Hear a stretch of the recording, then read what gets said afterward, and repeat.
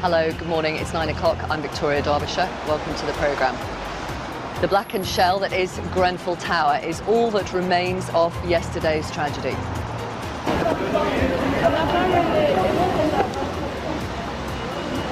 Many people are still missing.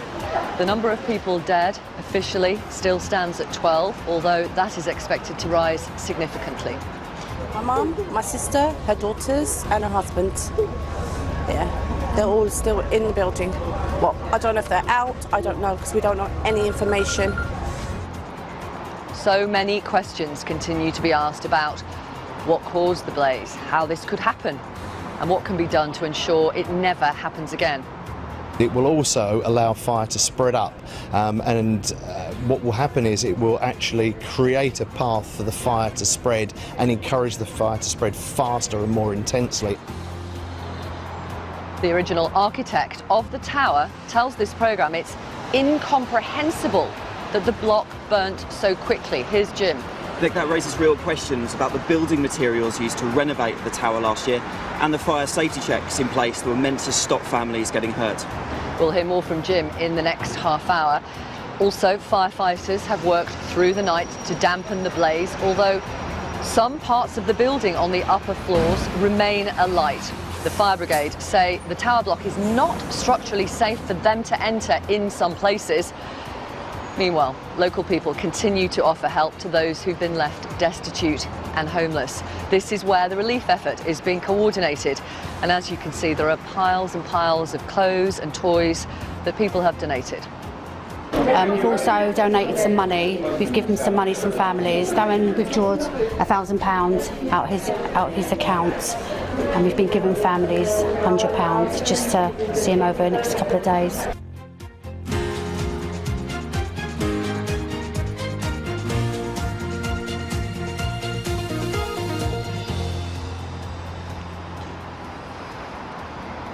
Good morning from North Kensington. This morning we are at the Westway Sports Centre on one of their basketball courts. You might be able to hear the traffic above me. We're just under the A40, the Westway, one of the main arterial routes into the capital. And here on this basketball court, people have donated so much for those who lost everything in the fire at Grenfell Tower. Let me show you some of the things that have been donated. Look at that. Look at those hundreds and hundreds of pairs of shoes for children, for teenagers, for young adults. Over here, you can see the toys that have been donated for children, for toddlers in particular down here, and young girls. And then over here, we've got the cuddly toys, and also bags and bags of books. Now, volunteers spent much of yesterday and most of the evening, actually last night, working through the night to get these donations into some kind of order, and you can see they've managed to do that here. We've got piles of girls' vests, dozens of them. Next to that, we've got girls' shirts, we've got pyjamas, we've got boys' jackets, boys' shirts, boys' trousers, boys' underwear and socks, and so it goes on. I mean, if we can just show you a 360-degree, I mean, look at this, yeah, clothing donations for fire victims. But have a look at 360 degrees around this basketball court. You can see how much stuff, and this is just one area where people have donated goods. Just one area.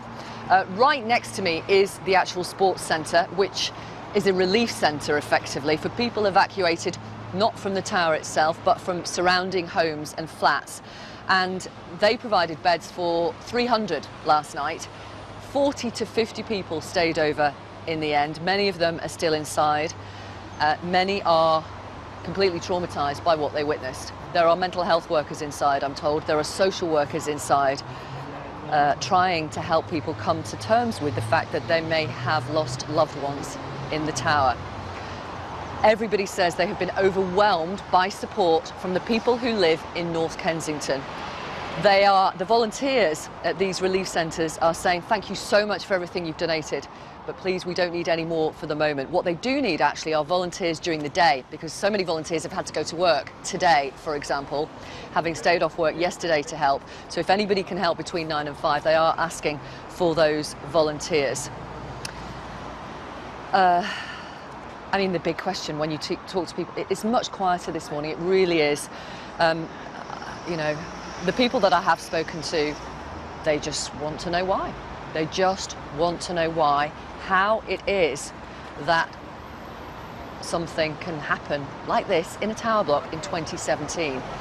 I'm really keen to hear from you today. If you live in a high-rise block of flats, I want to know from you, are you confident today that your agency, your association, your management organisation, whoever looks after, whether it's the council, whoever looks after your block of flats, are you confident they have done all they can to keep you safe? I really want to hear from you this morning, so do get in touch in the usual ways. You can send me a message on Twitter, #VictoriaLive. You can send me an email, victoria@bbc.co.uk. Many people, as you know, are still missing.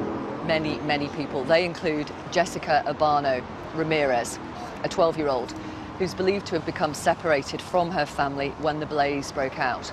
Husna Begum, who lived on the 17th floor and is missing with 4 other members of her family. 27-year-old Mariam El Ghwari, a marketing manager who is believed to have last spoken to someone at 2:30 a.m. yesterday morning. 66-year-old retired lorry driver Tony Disson, who lived on the 22nd floor of Grenfell Tower. Mo Tuku, a British national from Eritrea, who was visiting friends and family at the Grenfell Tower with his wife and his 3-year-old daughter. They'd gone to break their Ramadan fast. And 24-year-old artist Khadija Say, who lived on the 20th floor. Labour MP David Lammy's wife was her employer and mentor. Mr. Lammy tweeted, "If you have any information about Khadija Say, please contact me. She is our dear friend, a beautiful soul and emerging artist." Khadija's mother, Mary Mendy, is also missing. The official number of dead stands at 12, although the police say they expect that to rise significantly during a long and complex recovery operation. Firefighters are continuing to tackle pockets of fire in the block. I mean, that is astonishing. Over 24 hours since the fire broke out, and there are still flames in that building. Let me introduce you to Harris Iqbal, who is here. Hey, Harris, good morning. Hello. Hi. Hi. I'm Victoria. Nice to meet you, Victoria. Nice to meet you. Tell our audience how you've been helping. Just to introduce Penny Appeal, we're an international humanitarian organisation that currently works in over 30 crisis aid countries around the world. And we've been here since the onset of this emergency with our volunteers, otherwise known as Team Orange, providing food, hot food provisions, blankets, pillows and necessary essentials to ensure families can keep themselves going in what is a very, very difficult time. I wonder, Harris, if you would be so kind as to show us some of the, I mean, I've mentioned to our audience some of the things that people have donated, but if we can have a walk down here, if that's possible, and you can just talk us through. And the people who are dropping this stuff off, what are they saying to you? I mean, the community response has been absolutely overwhelming, and, you know, walking around here, you can just see the very generous donations that have come in all sorts of forms, from clothing to baby care, nappies, and you can see it just around you labelled. You've got all sorts of aid that has been distributed and provided for the families that have been affected. We're currently at a stage where we're at capacity and unable to accept any more aid, but the response has just been so phenomenal. Right. Why do you think that is? I think as as British community, that's something we're exceptionally good at. We're at times of difficulty, at times of catastrophe, and this certainly is very much a humanitarian crisis where the way communities pull together is absolutely amazing, and over the last couple of hours and last couple of days it's been a very fine example of communities coming together. Yeah. There are some very, very, very traumatised people who are perhaps only now absorbing the fact that possibly they have lost a loved one in that tower. Absolutely. There are a number of families who are grieving at the moment. There are those who still have loved ones that are missing, and others who have lost their homes, their livelihoods and their belongings. And so, it's a very distressing and upsetting time. We're here providing emotional support, providing a listening ear and befriending with our volunteers, and we'll continue to do so over the next couple of days, and if longer if need be. Okay. I'm going to introduce Anne Johnson. Anne, hello, good morning. Do join us. Hey. I'm Victoria, thank you for talking to us. Good morning, nice to see you. Nice to meet you too. You live around here? Yes, I do. And And what are you thinking about what's happened? It's not. I don't think anything for what has happened. It's what I saw. Right. It was around. Yeah, it must have been around about 1:45 in the morning. I heard a lot of commotion. Obviously, it woke me up, so I got up to see what was going on. And from my front door, I could see the building on the top was on fire. And within half an hour, that fire from the top went to the bottom. And then it just from the top of the building, it started spreading, right from the top to the end. At the very top of that building, I saw around about 6 children, all crying for help. And within, I would say by 1:30, that all from the top of the building, halfway down, smoke just got into the flats, everything went black, and you never saw anybody again. Many people were hanging out the verandas, they were screaming for help, they were waving their telephones, t-shirts, anything just to say, we're here, we need help, we need attention. By around 3 o'clock, that whole building from the top nearly to the bottom was gone and on fire. There was, I don't know how many survivors made it, but from what I saw, there wasn't a lot that made it out. How does that happen in this country, in this year? I mean, in 2017, in a modern economy, well, to be honest, in the capital city of the 5th. Well, to be honest with you, I don't have an answer for that, to be completely honest with you. I've heard a lot of stories, a fridge freezer, but I'm sorry, a fridge freezer can't take a whole building down. It's no normal. It's definitely no normal. Something is wrong somewhere, but I'm not that I can't tell you. No, I'm not, I'm just... Do you feel angry? I feel angry that I saw people dying in front of my eyes. I saw kids and women and kids this age hanging from windows with teddies, and that angered me, and nobody could help them. That really angered me, because as a mother myself, I mean, the tears in my eyes were unbelievable. I couldn't believe what I was seeing. Yeah. Women, children, men, grown men didn't even know what to do apart from hang out windows and scream and shout for help. And there was no help. I think there was help there, but nobody could get to them. That fire was so severe. It was unbelievable.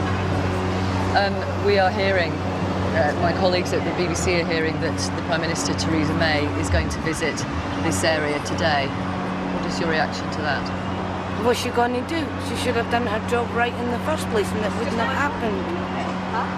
I mean, a lot of people are saying it's from the buildings, you know, but at the end of the day, the way I see it, Theresa May, she's nothing to do with a building, but this area, the politics never really give a damn about Labby Grove area, do they? Why do you say that? Well, if you look at Chelsea and what Chelsea has to offer, Chelsea has everything to offer.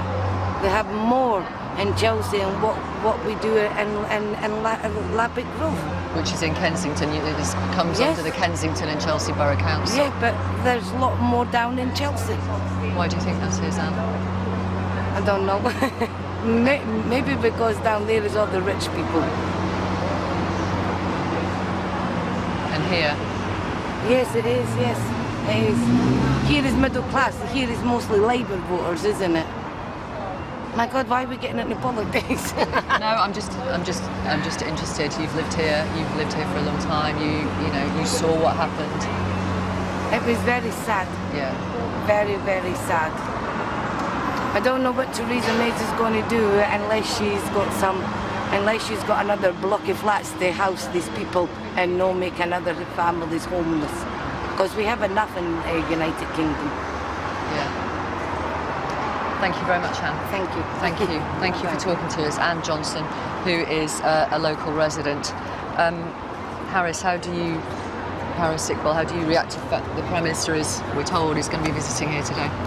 Look, it's a very, very distressing time for all of us, and at times like this we need to unite, and we need to let those affected know that we stand together, and that they have our support and that they're not alone. So the Prime Minister visiting, I'm sure, will be welcomed by most communities and most of those families who have been affected.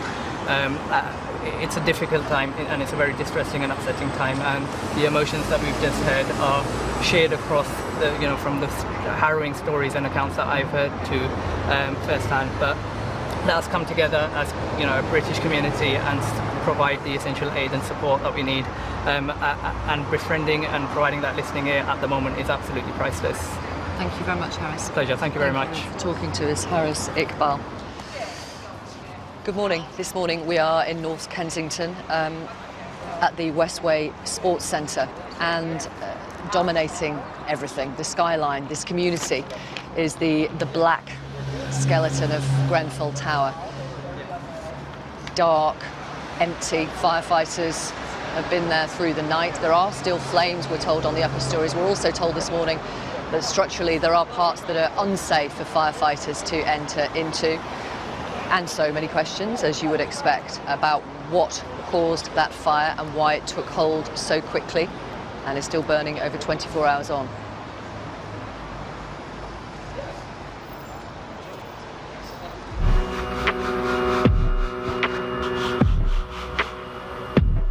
That building just went up so fast.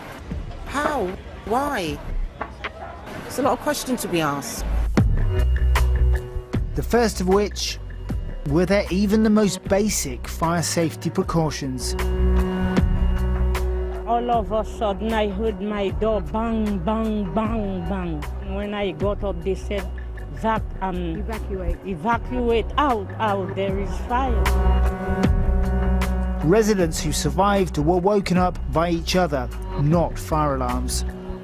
Ran down the stairs, we're on the 7th. As we're running down, we've gone to the 4th floor and it's pitch black. But the fire alarm that was going off wouldn't have woke anything up. It was just beep, it weren't loud, it weren't a proper fire alarm. There was no fire alarm at all. No fire alarm that you could hear. Another question mark hangs over evacuation procedures. If I listen to the advice given to me by the fire brigade and also by the TMO management team, we could be dead. They'd been told, in the event of a fire, to stay put. This was one of my main concerns about living in a tower block. On Saturday we did have the fire brigade team come around and speak to people in their houses. Check alarms to make sure they're working. Just this Saturday? Just this Saturday. Seriously? Yeah. Yes. And they told us the protocol was to close your door because the fire door will withstand the heat for a duration of time. We know that for Grenfell Tower, that period of time is 30 minutes. Yet people were waiting far, far longer. And you spoke to them last night? Yeah. And they were saying what? Smoke. It can't get out because of smoke. It just stayed in the room, hoping that the fire brigade would get up there. Because that's what they're told to do, isn't it? They're told to stay in the plane. Yeah. So we would have stayed in there, waited and followed the instructions. Nothing else you can do from the 18th floor, because we can't fly. My mum and my infant sister they were there for 5 hours because the fire brigade told them just to wait until it's to the safe. My mum was panicking and I was panicking. Flats should be fire-resistant cells, so a fire should burn itself out without spreading. Tower blocks aren't designed for everyone to evacuate in one go, which is why it's considered safer to stay in your flat. The fact that on this occasion it wasn't raises another big question. Why did the outside of the tower block catch fire so easily? Grenfell Tower was refurbished in 2016. The cladding was supplied by this company, Harley Facades. You'd expect a cladding system to prevent the fire spreading up the outside of the building. You'd expect the cladding itself to be non-combustible, and you'd expect there to be fire stops, fire breaks at each floor level to prevent it acting effectively like a chimney and allowing the fire to spread all the way up out the outside of the building. One theory is the fire could have spread through the cladding. And lastly, there are questions over Kensington and Chelsea Tenant Management Organisation, which manages the tower. Last year, KCTMO put its fire safety policy under review. Meanwhile, residents in the Grenfell Action Group warned of dangerous living conditions They said a catastrophic event will expose the ineptitude and incompetence of their landlord.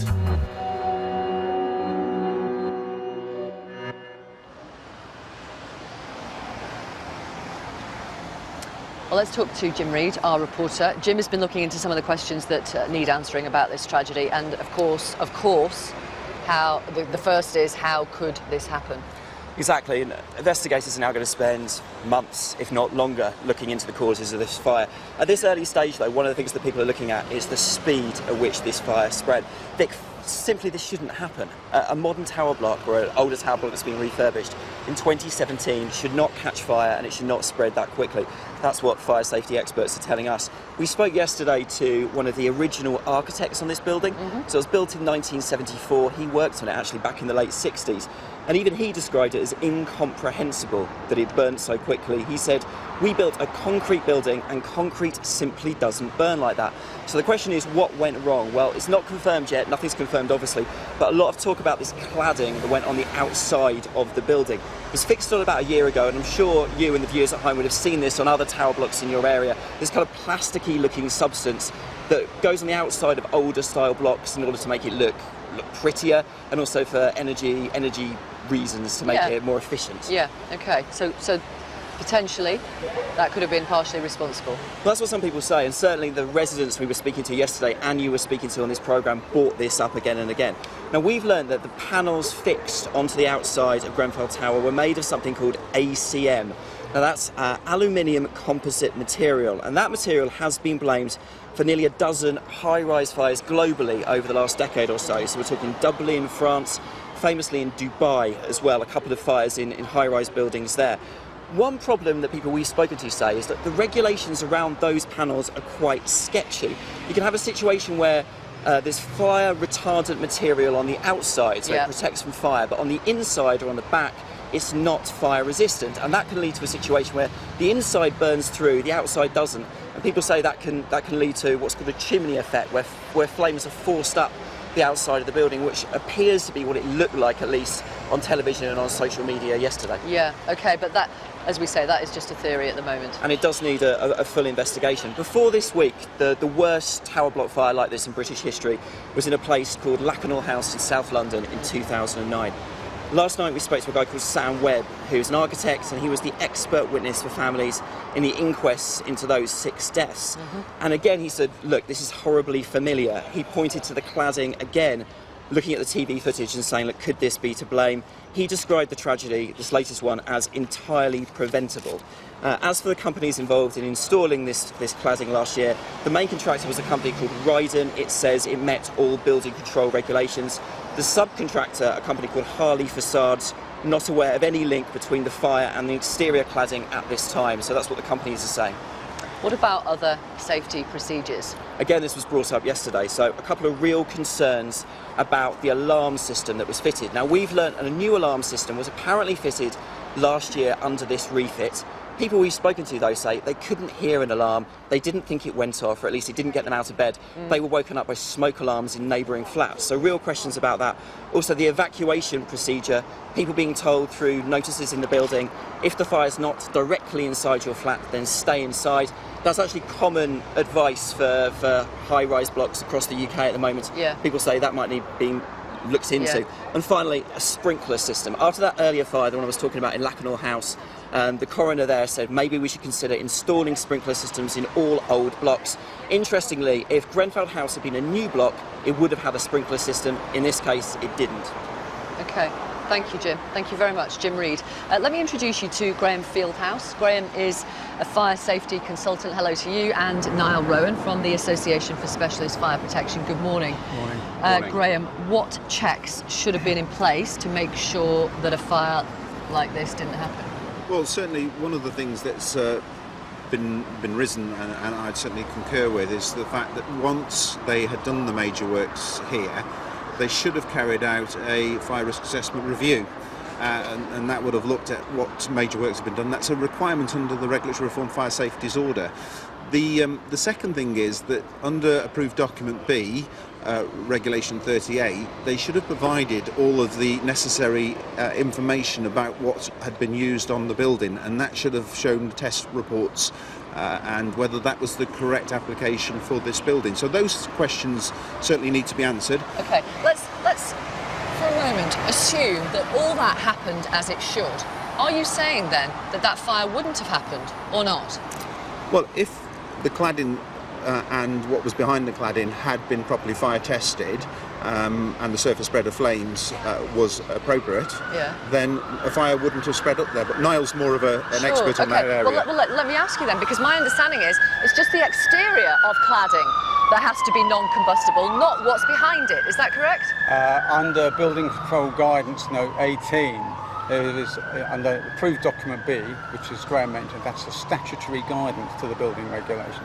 There is a requirement for non-combustible cladding for buildings above 18 metres. Right. Or a full fire test to BS 81414. No, stop. Sorry, now. Stop well, doing these numbers. I'm going down on the hierarchy, which okay. is, you know, the default condition is non-combustible. Yeah. The next condition is a very strong and worthy fire test. The next condition is an assessment by a test laboratory. Right. And the next turn down is a fire engineering assessment. We don't know which of these procedures was used on this block. It may have been fully fire tested. I have my doubts. Well, we have no idea. We have no idea. We have no idea. It's difficult. It's difficult to say. Yeah. Sorry to give you all those numbers and stuff. Yes. No, that's fine. Okay. That's fine. Then there are questions to be asked on this cladding. I saw a video last night from a passerby which showed very rapid, narrow initial fire spread, 30 seconds or so to get to the top of the building. Unbelievable. I've never seen anything like it. Okay. What we have to remember is that each of the flats is a bit like a shoebox. And if you think about the shoebox, should have a half-hour protection around it in every angle. And all those shoeboxes stacked on each other, next to each other, if the fire is retained within that shoebox for half an hour, that's more than enough time for the fire brigade to come and deal with the fire within that individual flat, which is where the stay put policy comes from.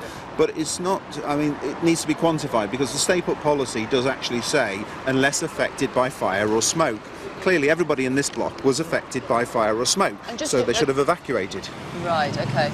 I mean, a number of people have asked me, why was there that stay put policy? My understanding is, you are the expert, my understanding is actually so that fire officers, firefighters can get up the stairs and not be impeded by people coming down the stairs. Is that correct? Absolutely. I mean, would you want to live in a high-rise block of flats that every time somebody's burnt their toast, everybody in the block of flat had to evacuate? How many times a day would you be evacuating the property? But like you say, it's where you've got a property which has got a single staircase. That staircase, the fire brigade would come in, they'd be running up there with all their equipment.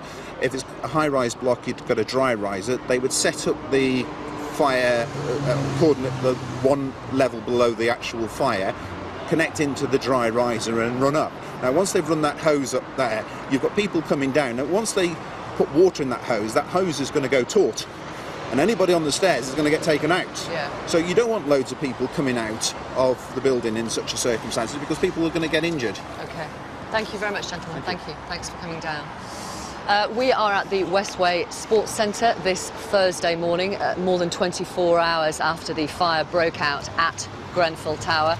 It is the structure that looms over this community. It dominates everything. And this is the day when people are perhaps absorbing properly the fact that they may have lost loved ones. There are desperate people still searching for missing relatives. There is a sort of condolence wall, if I can put it like that, which I tweeted a photograph of earlier, where people are writing messages to those who've lost their lives. The messages include love and prayers, but there is also some anger on that wall. Justice for Grenfell is one of the messages. Why did this have to happen? Whoever is responsible, those selfish people, will have to pay. Those are some of the sentiments on that condolence wall, and underneath people are starting to lay flowers as a mark of respect. We're just going to walk through across this basketball pitch, past some of the many, many bags of donations. And if you didn't hear the message earlier, the volunteers say they have enough stuff. Thank you so much to everybody who's brought stuff, but they have enough now. They perhaps don't have enough volunteers to sort through all the many hundreds of bags. I mean, this is stuff that hasn't been sorted through yet. Look at these bin bags full of donations, clothes, jumpers, sportswear, socks, underwear, toys. Over here, thank you, Mo, we've got bedding. You can see duvets and cot mattresses, and so it goes on.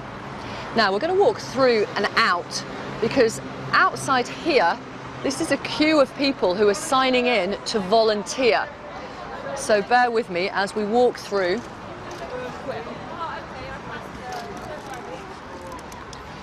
And hopefully I'm going to be able to introduce you to some of the volunteers. So bear with me 1 second as we walk through. Excuse me, sir. Thank you. Hello. Good morning. Hi. Hey, hello. What's your name? Abraham. Abraham, how are you? I'm Victoria. Nice to see you. Nice to see you. Who's this? Hi, Lucy. And what's your role? My role is I came down yesterday morning and have been based here until sort of midnight last night, and then got up this morning and wanted to get involved in whatever I could do to help. So you're a volunteer? I am a volunteer, yeah. Absolutely. Do you live locally? Do you live further away? My house is just there. So sitting at home and watching the news, I work from home, sitting at home and watching the news unfold from my computer just felt completely wrong. To get down here and do whatever I could seems the right thing. Yeah. Abraham, tell us about how you've been helping. Basically I came and started at 6 o'clock yesterday morning, just to kind of volunteer. I was dragged into this. These wonderful guys behind us, the sports centre opened their doors for us. It's amazing. Basically there was praise of people just coming out of the houses with big bags, not knowing what to do, not knowing where to go. Do you know so what these guys I lovely opened their doors for us, and I took control and I said, you know, I'm going to be the coordinator here. We had hundreds of lovely volunteers who just spent hours, you know, more than 15 hours sleeping, sorting all this out. It's incredible, absolutely. What has really struck me, I mean, you walk past any open space in North Kensington, any church, any community centre, it is full of people bringing stuff. And this is being coordinated, as far as I can see, not by anybody in authority, not by the council, it is by people like yourselves. Absolutely, I have to totally hands up to the community, absolutely dedicated so much of the time. Donations from different charities, absolutely community, 100% full community effort. I guess it's confusing for a lot of the authorities because they didn't know where to go, where's the main centres, etc. So I guess this was, at the end of it, it was the kind of... We've got so many viewers getting in touch from all over the country saying, how can we help? What would you suggest, I think Abraham? At the moment we're so full of generous donations. I think what we need at the moment is basically if people can find locations and help sort out things. This is one of our biggest kind of collection points. We need volunteers here to kind of help sort it out, and we can hopefully the council can arrange, you know. Movement. But people further afield, they can donate to, I mean, there are all sorts of places online, all sorts of official fundraising campaigns for those who've lost everything. I mean, there are people, Lucy, who have managed to escape that horror and how everything that they have worked for is gone. I think we don't know, as you can see how much stuff there is, we don't know where it's going to go. People are arriving now, people are texting, there's continually questions, what can we do, what can we do? And I think we're going to find out today as the day unfolds and the weeks unfolds. You know, it's not just yesterday, it's not just today, there's going to be so much more that's going to occur over the coming weeks. So to continue fighting for this and helping. What do you think about what's happened in your community? Long term or just in the last 24 hours? Well, you tell me, you live here. What's amazing is yesterday the camaraderie and spirit that crossed languages, cultures. There was something that was in, people were working from their hearts. It's something that is moving and exhilarating. It's really, in the current state of what's going on and the disasters that are occurring, it's heartwarming. Okay. I'm going to, if I may, Lucy and Abraham, bear with me because I'm just getting this statement from the Queen. The Queen has said her thoughts and prayers are with those families who've lost loved ones in the Grenfell Tower fire and the many people who are still critically ill in hospital. Wow, it's lovely. I mean, the families that are in here are being, taken care of. There's a full team of supporters, have everything that they need. The best we can do is just do what we're doing, facilitate what they need, basically. We were also reporting earlier that the Prime Minister Theresa May is due, we are told, due here today as well. Yeah, I'm sure. Well, see what happens. Yeah. I'm not sure how the public will react, because there is a lot of, there's a lot of anger, because a lot of the volunteers are the public. It's local guys, so I'm not really sure, because there was quite. What do you mean? It was kind of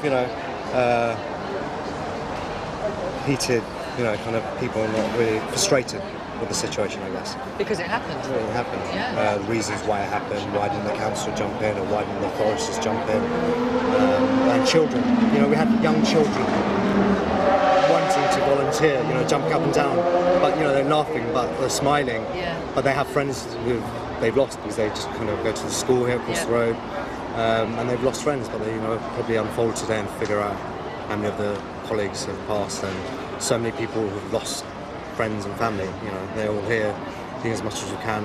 We're very organised here. We've got a great team. We've got great volunteers. We're having loads of volunteers, so we're having a structure of how we're going to do for the day. But what would be great is for people to, if you want to volunteer, just to go to different areas where you see loads of like leisure centres, etc. Just go and help yourself and get organised. Thank you very much, Abram. Thank you, Lucy. Thank you very much. Thank you. This statement from the Queen is a little longer. I'll read it to you. My thoughts and prayers are with those families who have lost loved ones in the Grenfell Tower fire and the many people who are still critically ill in hospital.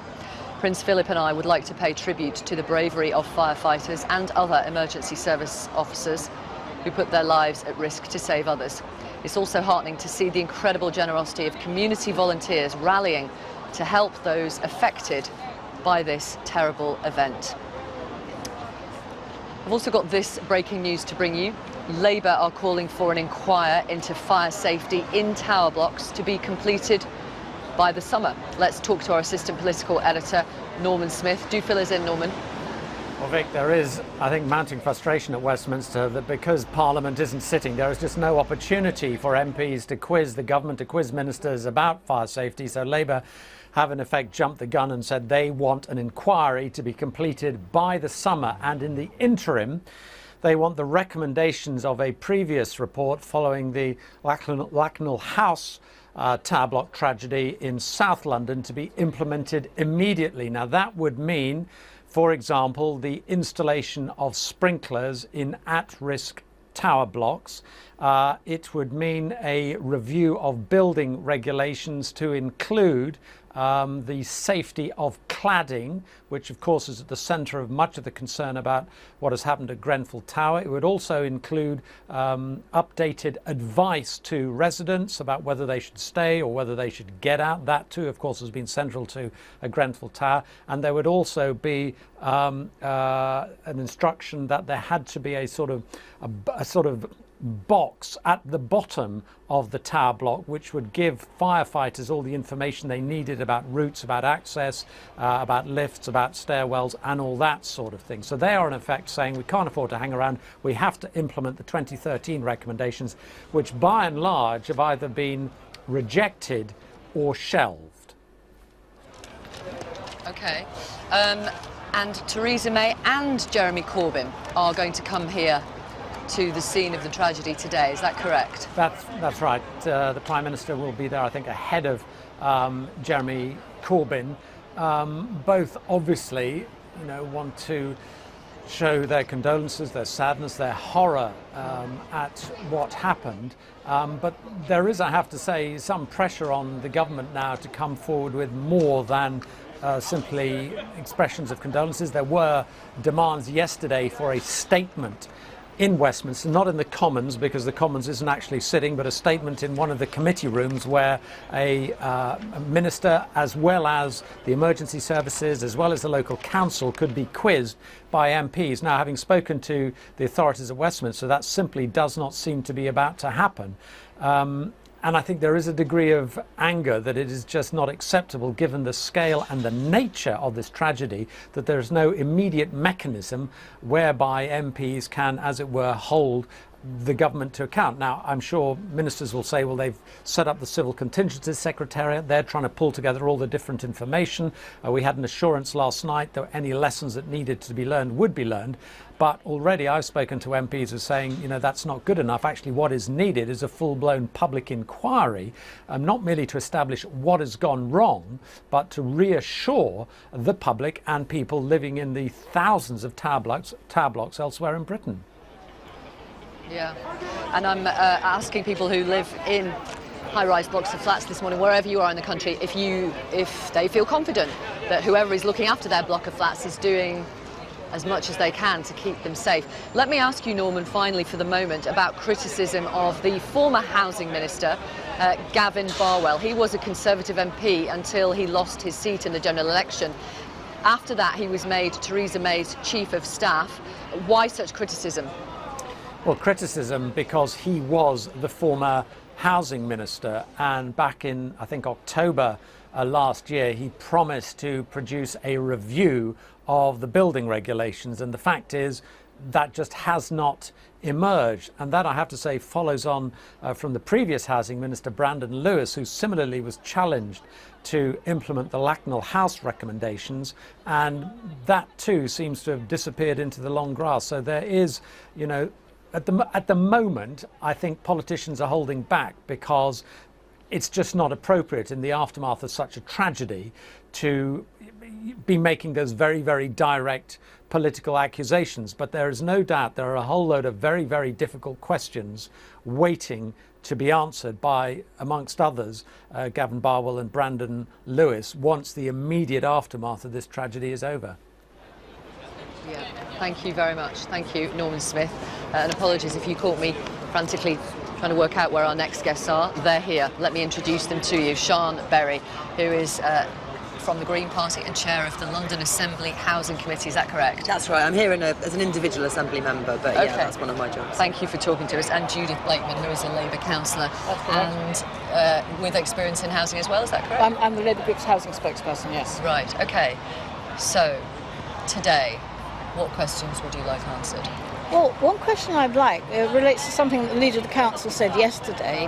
Which council said? The leader of the council. Yep, Kensington and Borough. Kensington and Chelsea. He said that when the refurbishment of Grenfell Tower was finished, there would have been a full inspection, which suggested to me that he hasn't seen any full inspection, and that raises the question as to whether there actually was a full inspection.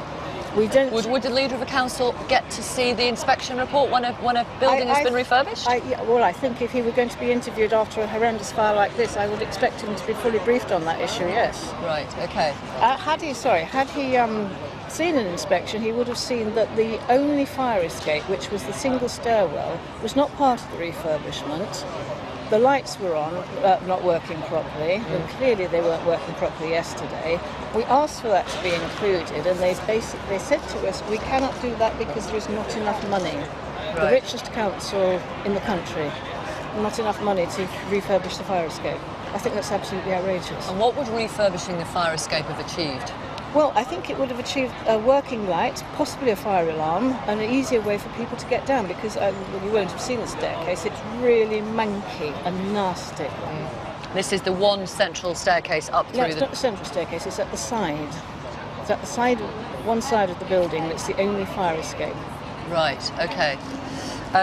Sian Berry, what about yourself? What are the questions that you want answered today? Well, I mean, following previous incidents like this, the Lacknell House fire, the London Assembly did look at this, and we came to much the same conclusions as the coroner there as well. And one of the recommendations that were made was that fire risk assessments need to be published, need to be available online, not just to leaders of councils who need to see them, but to local residents in the blocks who want to inspect the safety of their blocks. The transparency is a real issue there. Obviously, you've talked about the the recommendations to change the fire regulations and the difficulties that there are with who is responsible now. The problem I think we've got is that there's a bit of a conflict of interest. The landlords, the owners of buildings, are now the people responsible for carrying out fire risk assessments. There's no statutory process of signing things off like there used to be. There are audits, there are checks, but it's not the same as it used to be. You're reliant on your landlord, who you may have other issues with. That's a very fair point.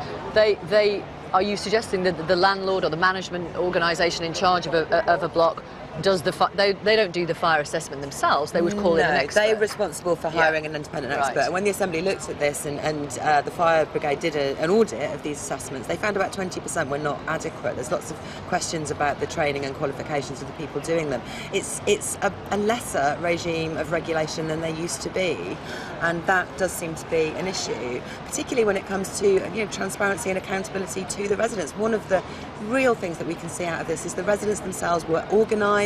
They were looking at things in detail, they were checking and making recommendations, and yet they seem to have been treated more or less like troublemakers. And I think that is something I see right across London, is when residents get organised, they're not treated with respect, and they are acting in the interests of their neighbours. They should be more involved in the management of their blocks. They should be treated much, much better. You agree with that, well, I was going to say that the residents raised questions about the fire safety ever since the power surges in 2013. Towards the end of the project, they asked for the TMO to pay for their own independent expert looking at the fire regulations and the situation there, and they were told it was not necessary. TMO had commissioned their own expert, and that was fine, so just go away and don't worry your pretty little heads about it. What have the council been able to do in terms of emergency accommodation for those who did manage to escape from the tower and those who were evacuated from surrounding flats and houses? Well, some of the people who've been evacuated have gone back to their homes. I think they went willingly, because not everybody went back. As far as the Grenfell Tower residents are concerned, I had an email this morning from a family that came from the tower. They're in a hotel in Earls Court. They've been given no indication as to whether they'll stay for the second night or what their future would be, and I think that's absolutely outrageous. I think all the people in the temporary accommodation should be given the fullest information as to what they're... Is it possible that there isn't the fullest information yet? No, it's not been... Well, no, but they could surely be told if they can stay a second night, because they've got nowhere else to go. They've got no belongings, they've got nothing.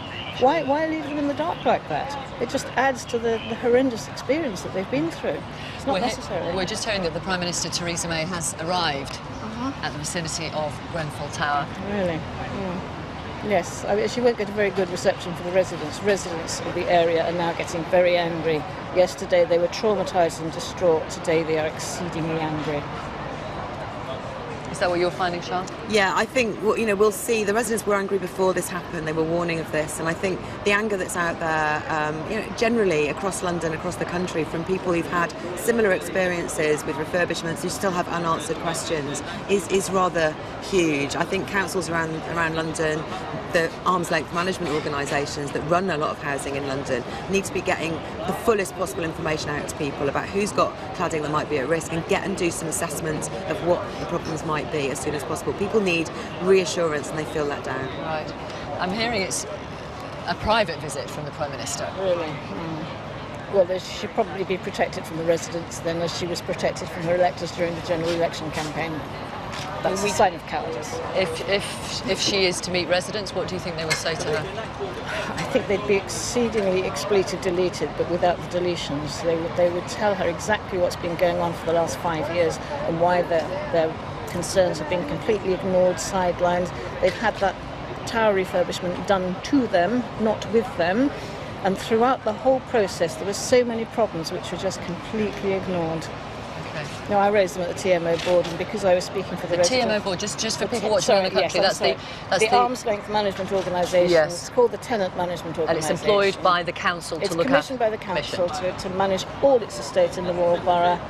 I'm a member of the board. I raised all these problems at the board, and basically the answer was, well, you're just speaking on behalf of all those rabble-rousers at Grenfell Tower, because you have to. We can ignore you too. And how do you respond to that when you are raising? We give up. The one person raising all these issues, and we've got a slightly new board now. We've got some slightly more supportive people. When I raise issues of concern to communities, they back me up now. But that board wasn't in place then. Okay. Thank you both. Thank you very much. Labour Councillor Judith Blakeman, thank you, and Sian Berry of the Green Party, Chair of the London Assembly Housing Committee.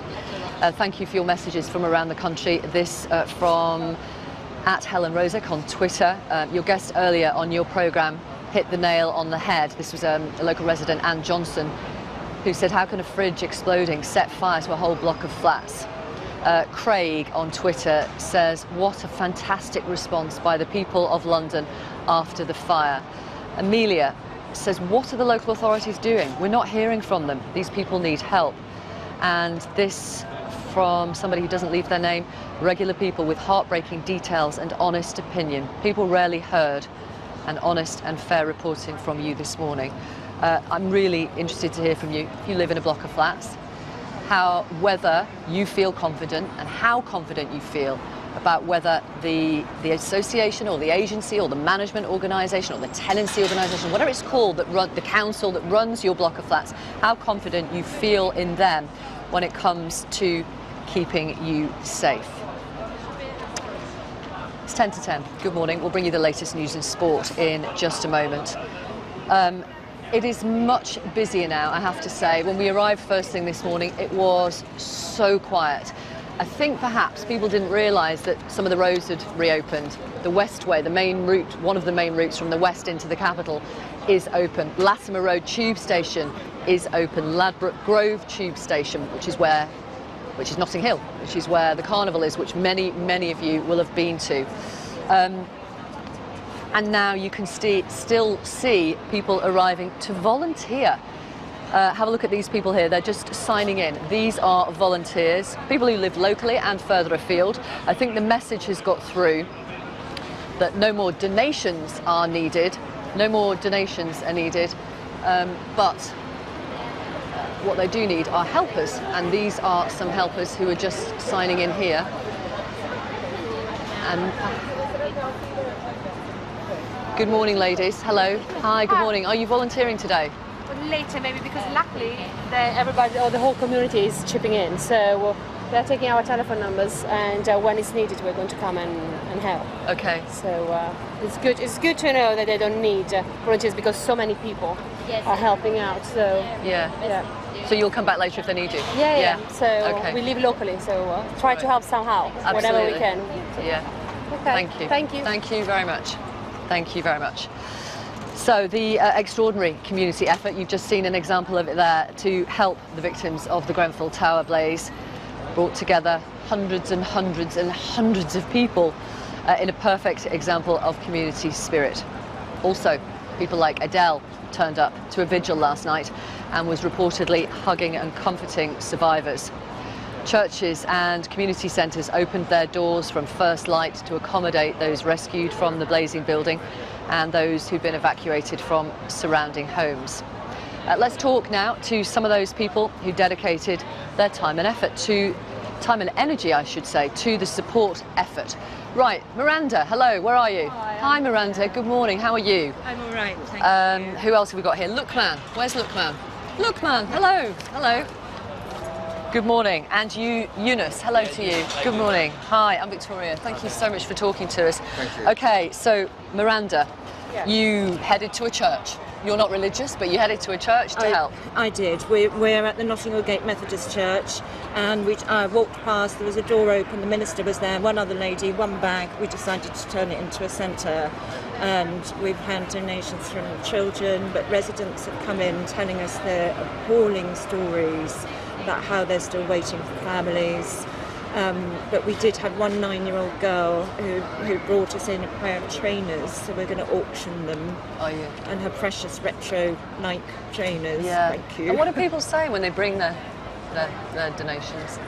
We don't have time to chat. Right, okay, fair enough, because there's a lot to sort. There's a lot to sort fair out, enough. and the volunteers have just been amazing. We've had runners going to the rugby club with things exactly that they need, but this situation, everybody is horrified by this needless, pointless crime. Yeah. And crime, you say crime? I say crime. You use that word advisedly. I use it with passion. Crime, needless, pointless. They've been asking for a fire certificate safety since 2013, and they've never got one. And I just think it's just shocking. That's why However, you know, it's not because of us. We're not doing this to kind of volunteer. We shouldn't have to be doing this. If they'd taken care of everybody in the borough, not just the rich people, we wouldn't have this, and they wouldn't have to suffer like they have. You know, I was talking to one lady just now, cuddling her, who was crying, who's lost some family are missing. And that's what it's about. It's about the residents. Yeah. Let me bring in Lukman. Miranda is really emotional, which is totally understandable. Lukman, tell us how you've been helping. Basically, it just started off with somebody phoning me and telling me that they have some clothes to donate. A friend of mine, because I live local near the incident, and I could get access to places more easier than him because all the roads were blocked off. Then I decided to call my friend who had a vehicle, and basically we formed some WhatsApp groups and a Twitter as well. We didn't expect it to be as good as what it did turn out to be. Basically, people from Birmingham, Luton, Cranford, Wembley, all over, Muslims and non-Muslims were phoning me. My phone didn't stop ringing and ringing and ringing for donations of clothing, to the point I use my house as a drop-off point as well, because I live really local as well. We had a lot of people with vans and things that were helping me to distribute all the stuff everywhere as well. We managed to raise as well roughly between £5,000 to £8,000 as well. In a day? Yeah. We did as well. We have Separately? Yes. Wow. Separately. In the church, we still are accepting cash donations in Notting Hill Gate. And in a day, you've also raised what about? Somebody came from North London to give us a lot of money. I'm not going to quite say how much, but they gave us a lot of cash. Really? So, yes. And we're still, Wow. no, it's on the council Where's website Eunice gone? saying that we're Eunice. not accepting donations, but we are. Yeah. Okay, cash donations, Yes, yes, at but the no more Notting Hill goods. Gate, Yeah. yes. Eunice, hello. Hi, I'm Victoria. Come in. Tell us what you've been doing. Basically, Lukman, he phoned me early hours in the morning, mentioning to me, we need to use your car to collect, we have clothes in Wembley and these places and etc. to bring it back to the people who need that, which happened in, what's it called again? Grenfell Towers. Grenfell Tower. Yeah. So came with my car, started collecting clothes, trainers, things like that, and just helping to distribute it to the people that need it. Okay. Yeah. Who's this? Hello, good morning. Hi, my name's Shabir from Canhall Masjid. And what's that, Shabir? It's Canhall Deen and Education Trust. It's in Leytonstone. We're a mosque and educational centre, community centre for the local community. We were one of the first mosques, out of many of course, to respond yesterday. Within a few hours, the whole back hall of the masjid was actually packed with food items and essentials. So this isn't just a North Kensington effort. This is London, Greater London, and further afield. Yes, absolutely further afield, isn't it? Yeah. I've only got one microphone, so do come together. We'll have to invade each other's body space. I do beg your pardon. Go ahead. Yeah, so even though we're based in Leytonstone, I'm a part-time imam and I'm the outreach officer at the mosque.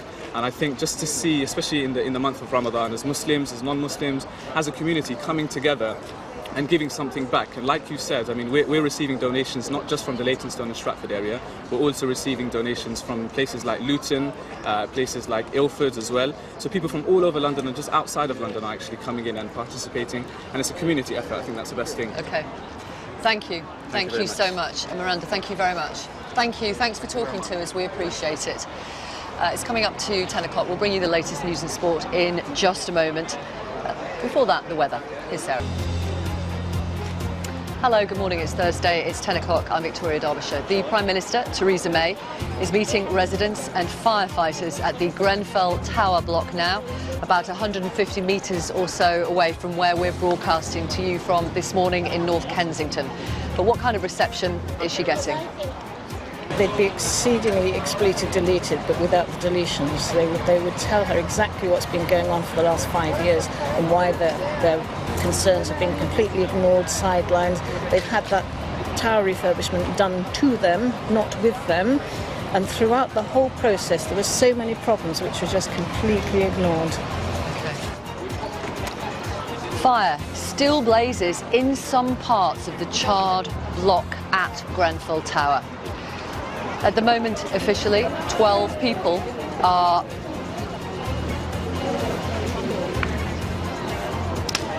At the moment, officially, 12 people are dead. That number is expected to rise as dozens of people are still unaccounted for. I saw around about 6 children all crying for help. And within, I would say by 1:30, that all from the top of the building, halfway down, smoke just got into the flats, everything went black, and you never saw anybody again. Emergency services remain on the site, as you'd expect. This is the scene at Grenfell Tower now, where firefighters are still trying to put out flames. Firefighters have been explaining the very difficult circumstances they face within the building. It's very difficult for people to comprehend when they look at a building why we can't just go in there and see it, but obviously due to the severity of the fire and what happens in those circumstances, that everything inside all of those rooms basically ends up on the floor in large amounts of volume of stuff. Many questions continue to be asked about what caused the blaze, how it spread so quickly.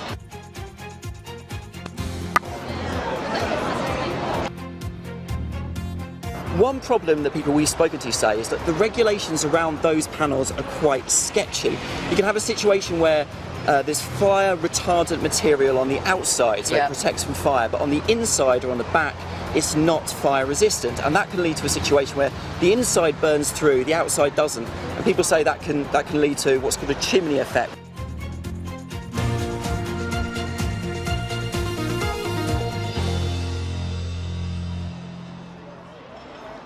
Hello, good morning. Theresa May, the Prime Minister, has arrived at the Grenfell Tower block in the last few minutes. We're told that she's meeting residents and she's meeting firefighters. It's a private meeting. There are no media there. That's about 150 metres or so away from where we are this morning in North Kensington. This is the Westway Sports Centre, and on this basketball pitch you will see hundreds and hundreds of bags and boxes and nappies and clothes that people have donated over the last 24 hours or so. So much stuff has been brought, as we were hearing just before the news, not just by people who live here, but across London, Greater London and further afield. And the message is thank you so much for all the things that you have brought. They don't need anything else at the moment. What they do need are volunteers. These are people who are volunteering. Many of them live in the local area. They're signing a sheet to say, if you need us, ring me. Here's my name, here's my number. Behind this small group of volunteers here, or would-be volunteers, is the actual sports centre. Now, last night they offered 300 beds for those who'd been evacuated from the houses and flats around Grenfell Tower. In the end, about 40 to 50 people stayed in that sports centre. They had beds, they had showers, they had food. We are told that some people inside are incredibly traumatised by what they witnessed. And there are mental health workers and there are social workers who are on hand to talk to them. What is also astonishing, 24 hours after the blaze first began, there are still parts of the building are still alight. Firefighters are still there. They've worked through the night again to dampen the fire at the block of flats. 12 people officially are dead, although that number is expected to rise significantly, with many, many still missing. They include Jessica Urbano Ramirez, 12 years of age, who's believed to have become separated from her family when the blaze broke out. Husna Begum, who lived on the 17th floor. She's missing with 4 other members of her family. 27-year-old Mariam El Ghouari, a marketing manager, who is believed to have last spoken to someone at 2:30 a.m. yesterday morning. Tony Disson, he was a retired lorry driver, 66 years of age. He lived on the 22nd floor of Grenfell Tower. Mo Tutu, a British national from Eritrea. He was visiting friends and family at the Grenfell Tower with his wife and his 3-year-old daughter. They had gone to break their Ramadan fast. And 24-year-old artist Khadija Say, who lived on the 20th floor. Labour MP David Lammy's wife was her employer and mentor, and Mr Lammy tweeted, if you have any information about Khadija Say, please do contact me. She's our dear friend, a beautiful soul and emerging artist. Khadija's mother, Mary Mendy, is also missing. So mums, dads, pensioners, children, a marketing manager, an artist, and so it goes on. So many people still unaccounted for. As I mentioned, flames can still be seen inside the tower block. Here's a reminder of the last 24 hours. This is BBC News, our top story. A massive fire in West London tower block. Many people are being treated for injuries. Quick, guys! Quick, guys! Right back, please! Thank you very much! Oh my God, they're screaming! Oh my God! Movement of the fire across the entire building didn't take more than half an hour. So I would say from 1:30 to 2 was just about that. By 2 o'clock it was all in flames. Fire coming out of every window, windows smashing and exploding, things falling out, people screaming, people jumping out on fire, chucking ropes down what they've made out of bed sheets to try and climb out. Just complete nightmare, absolute nightmare. There was kids at the window, there was people flashing their phone lights for help, but the fire brigade couldn't get upstairs. People that at the windows, help me, and there you can see the fire going into the house and into the last room that they're in, and just engulfing their whole apartment. Did you see people jumping? Yeah, people were jumping off, yeah. People have jumped off to save themselves because there was no other way to save them. But from what I've heard, also people have picked up their kids and thrown them out for the police to pick them up because there was no other way out the building.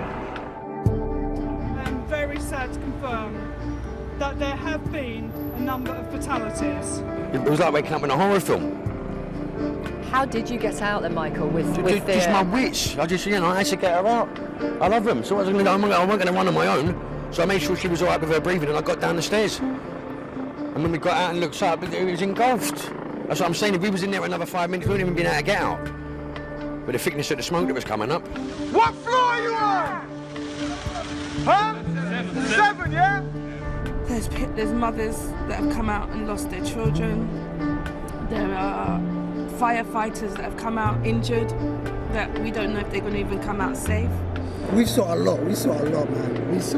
We saw a lot with our own eyes. We saw friends, families. We saw fun. Honestly, it's all right, you don't have to say anymore. I'm so sorry. You got family who were on the 18th floor? Yeah. And you spoke to them last night? Yeah. And they were saying what? Smoke. It can't get out because of smoke.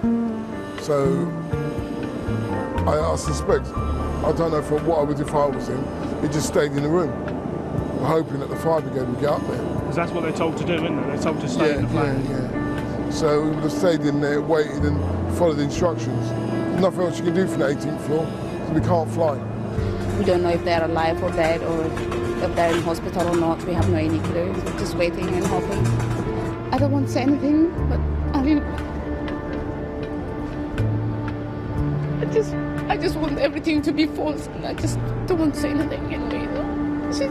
Our focus now is search and rescue, or they'll move to, I'm afraid, recovery.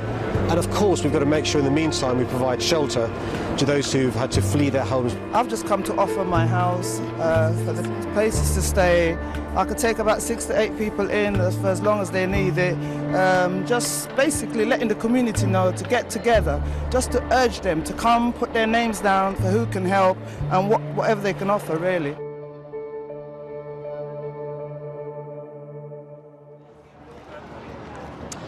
We have some figures just in from NHS England, and these are to do with people who are being treated in hospitals across London.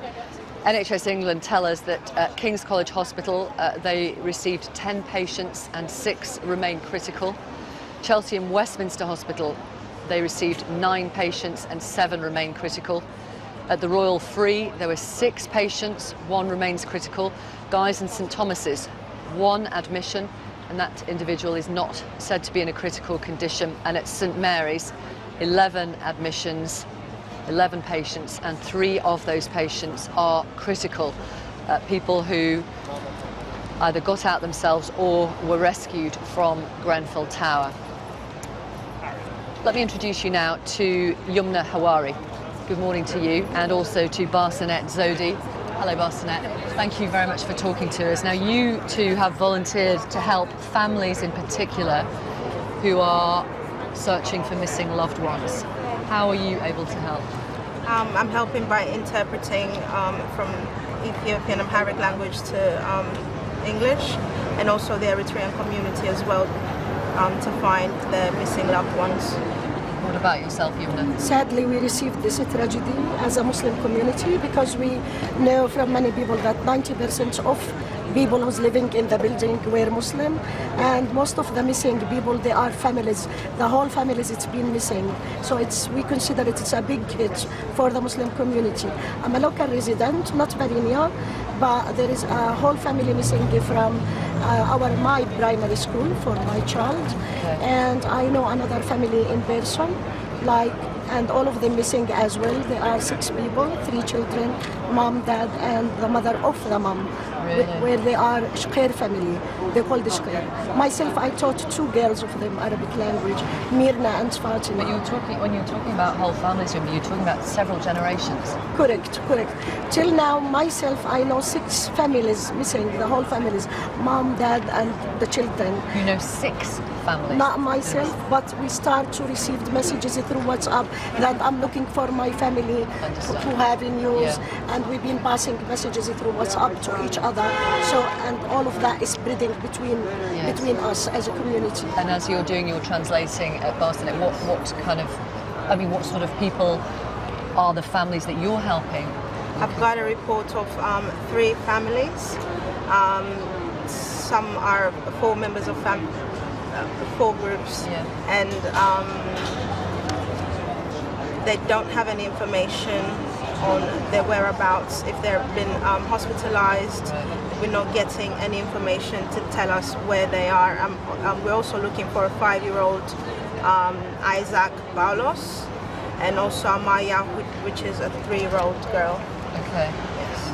And in terms of not getting information, so no one official, no one in authority is talking to the families you're helping? They're not giving us any information. We've made the calls, but they're not willing to give us any information to tell us which hospital they're in, if they've been admitted to any hospitals, or if they've been found, or if they're alive. And is it possible that they simply don't know themselves? There is that possibility, but I mean, it would be nice, even a no is an answer. We don't know is an answer also. And we haven't even gotten, and I don't know answers. So the families need to be told whether they do have some information or whether they don't have the information. Sure, I understand. Yes. Okay. Thank you very much. We are angry as a community actually, because we think the local authorities or the rescue teams, they could do more. They could done more for the people who's stuck and trapped in the building. And I'm just wondering why they didn't use the water helicopter instead of just relying on the rescue from the ground. They should use something from the air, and they did not. We think they could save much more families. And also the response has been from the community rather than the local council or the government.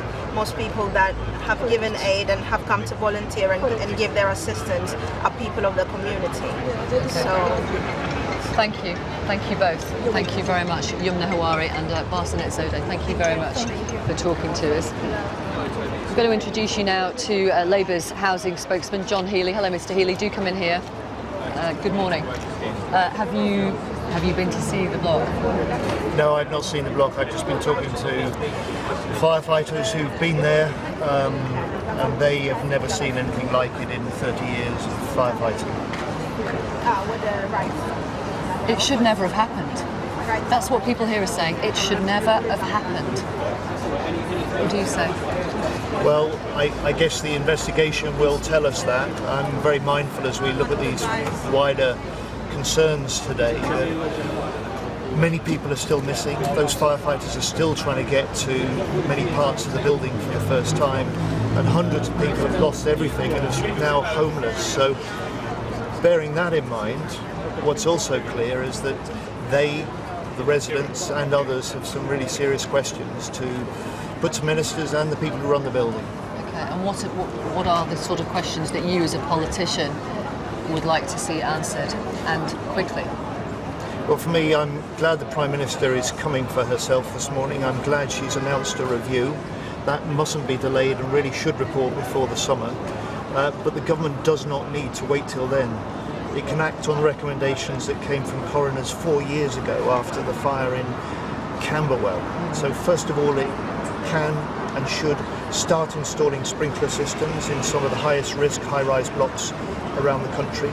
Second, it should overhaul the building regulations, which it promised to do 4 years ago. And finally, it really should make sure there is better, clearer advice and information to residents in tower blocks about what to do if, in the awful event, they are faced with fire.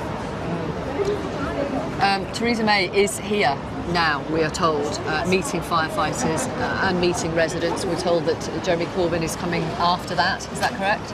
Yes, I'm joining Jeremy at 11 o'clock, just after I've been speaking with you, and we'll do similar. We'll speak to the firefighters, we'll speak to some of those who have been staffing these community rescue centres. And one of the things that our brand new MP told me last night when I spoke to her, she said these support centres have been totally swamped with clothes, blankets, food and love, and that has just been another remarkable demonstration of how people pull together to help others when the very worst is faced.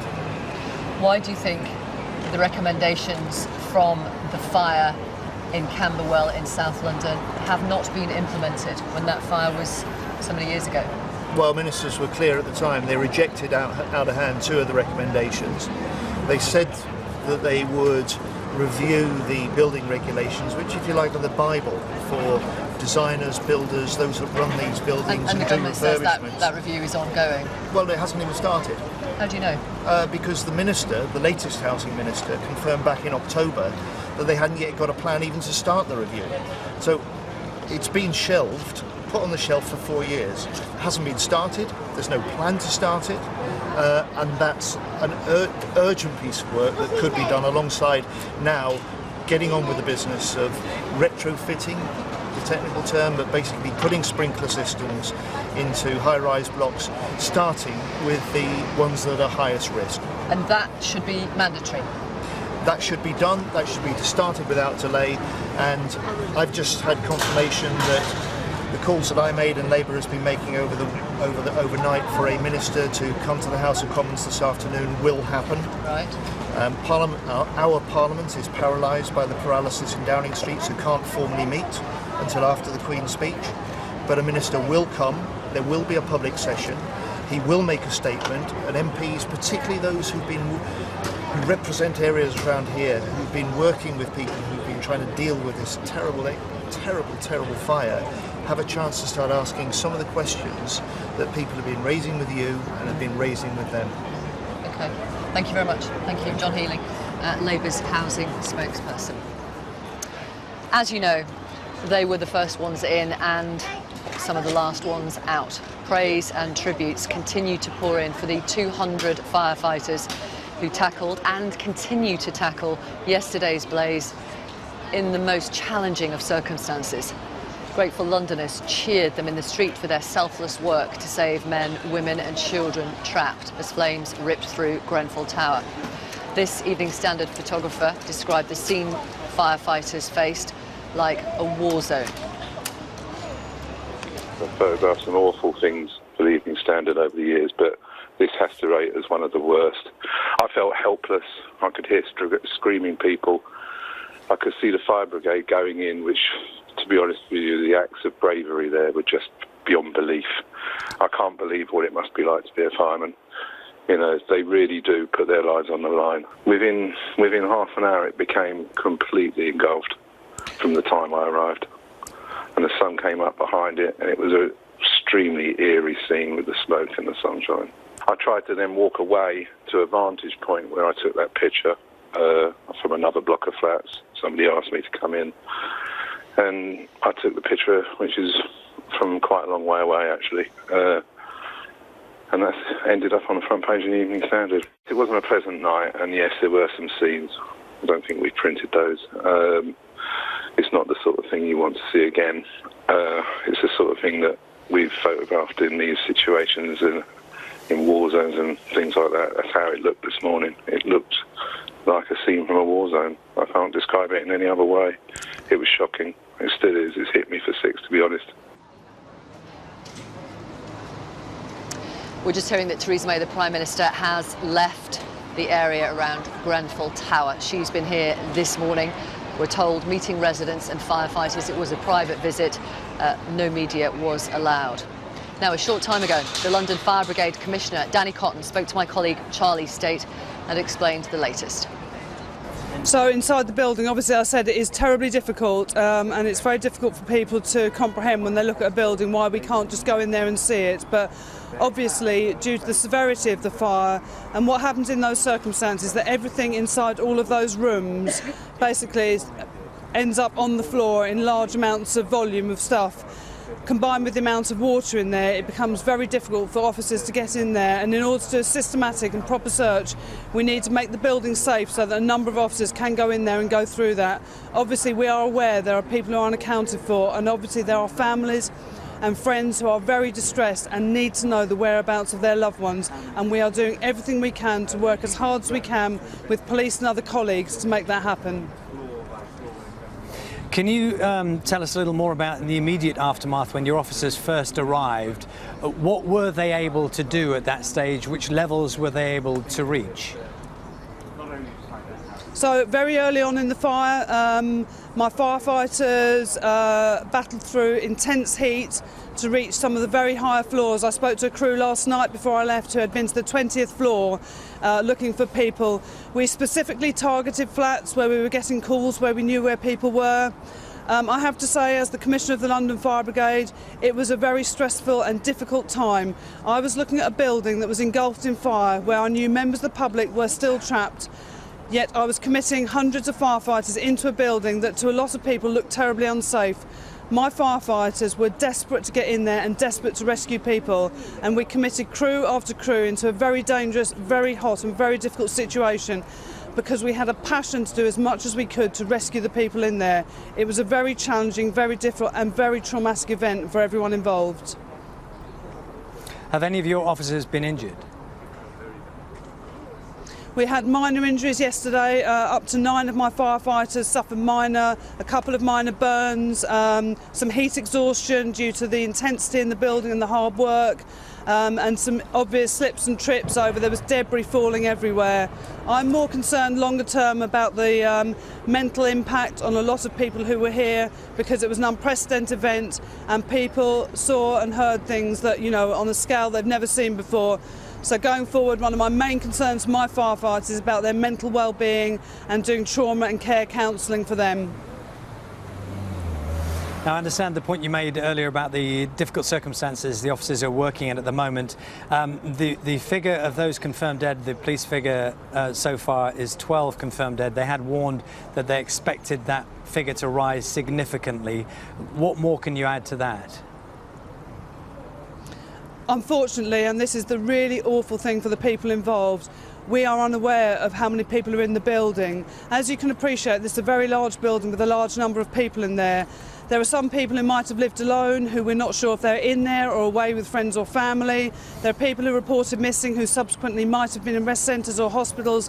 So we are completely unaware at the moment. We can only work on numbers with the local authority and the police of people we believe to be missing. And then, as I said, as soon as we can, we will go into the building and we will do that painstaking fingertip search in conjunction with the police and the DVI.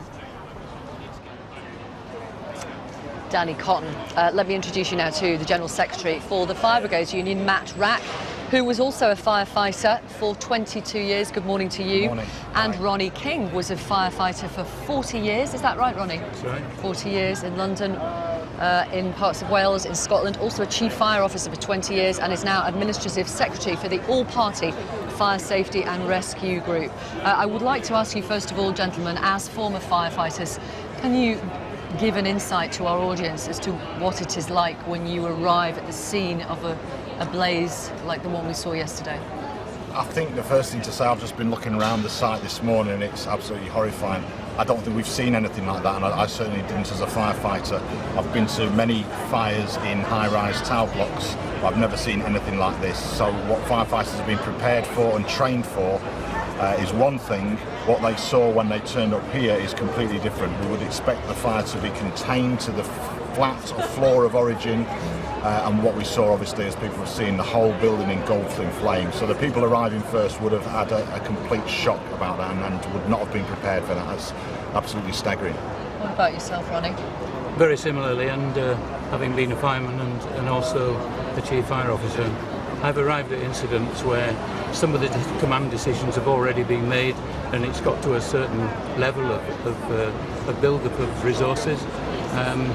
In this case, I think if I'd have arrived at that, and we got to the period where we were when perhaps the chief fire officer arrived, you would have then expected a strategy, a plan of attack, and whether to concentrate on water or whether to concentrate on rescues.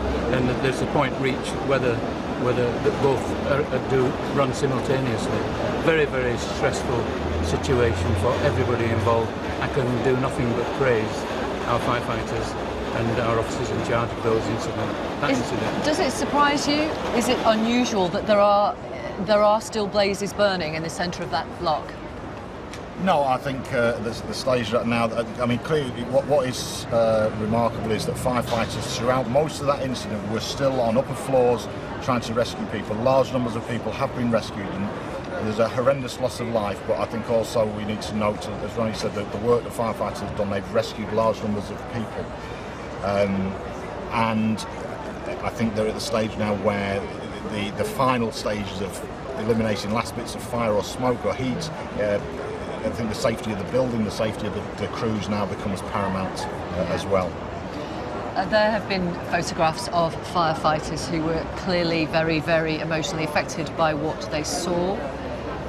Has that happened to you? I think firefighters have ways of dealing with these sort of incidents. So there's a humour, camaraderie, all of that plays a role. I suspect every firefighter will have things that will stick with them for the rest of their lives, incidents they've been to, particular horrors that they've seen. And certainly there's a greater awareness than probably when I was around or when Ronnie was around about mental health issues, and there are better counselling services than there were 20 years ago and more. And that's something that I think a great deal more effort needs to be put into in this day and age. Ronnie, do you think the stay put policy, which as I understand it is to allow firefighters to get up stairwells so they're not impeded by people trying to get out in a situation like that, but does that stay put policy have to be reviewed now after what happened at Grenfell? It was reviewed after Lacanau House, and which was 2009. 2009, but the inquest was 2013. Yeah. It's a very difficult one because the building, its fabric, its protection is designed for people to stay in their flat, and for 1 hour at least you would expect that flat not to be penetrated. You would expect the escape route to be integral and secure, and people can escape safely down that escape route. Something obviously didn't go right here. Now, whether it was that there were failings in the escape route facilities, whether there were penetrations into the fire resistance, whether work done kind of penetrated structural fire protection.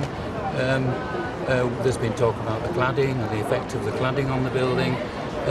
Basically, London Building Acts were amended in 1986, and they were overtaken by the building regulations for the rest of the UK. London had to then fall in line with the rest of the UK.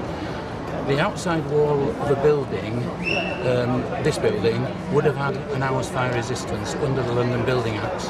When it was repealed and replaced by the building regulations, the building regulations only allow, or do allow, a surface spread of flame class O, which is a much weaker provision of fire resistance. In fact, it has no fire resistance on the outside, just a surface spread of flame. Right. Now, we have to revisit that. We have to revisit that. We have the all-party group. Can I just, sorry to interrupt, I am a layperson. I have no experience when it comes to fire safety. But you're telling me that it's okay for for the outside of a building or the exterior of a building to be a bit fire resistant, but the whole thing doesn't have to be fire resistant. Is that what you're saying to me? That's right, yes. Yes. Well,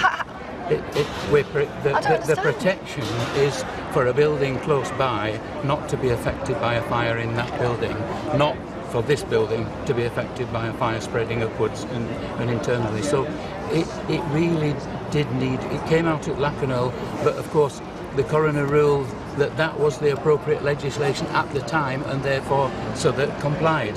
Right. But what we really have said since, 4 years since the Southwark Lacanau house fire, we've been saying successively to ministers, 4 ministers over the period of 4 years, to say we need to review the building regulations. And what response do you get? If you said it to four ministers? Yes, 3 ministers. Three ministers, yeah. over 4 years. Okay. They're still looking at it. Obviously what they've got is fires have gone down, fire deaths have gone down. While there's been an upturn this year, they've been going down. So generally fire safety is a good news. Yes. But of course you get something like this. You got a warning with Lacanau, and I think we really have said you must take some steps. I mean, the coroner said we should be looking at automatic fire sprinkler protection in buildings. 4,000 flats, high-rise flats in the United Kingdom. 4,000 tower blocks. Tower blocks, right. Without sprinklers. Without sprinklers. But if this was built that's new, a scandal. But if it was new, they would be installed. That's right. 30 metres. Yes. Sprinklers. Okay. But of course, the regulations are for new buildings or major refurbishment. Yeah. But we need to do a revisit that.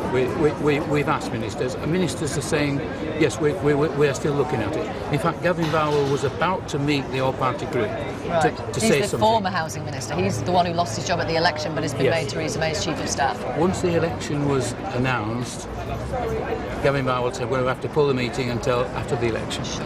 But whether he was going to say, I now have agreed we will revisit building regulations, that might have been what he was going to say, but we don't know. Yeah, Perhaps he will qualify that. Yes, we've tried. We asked him for an interview yesterday. We've asked him for an interview today.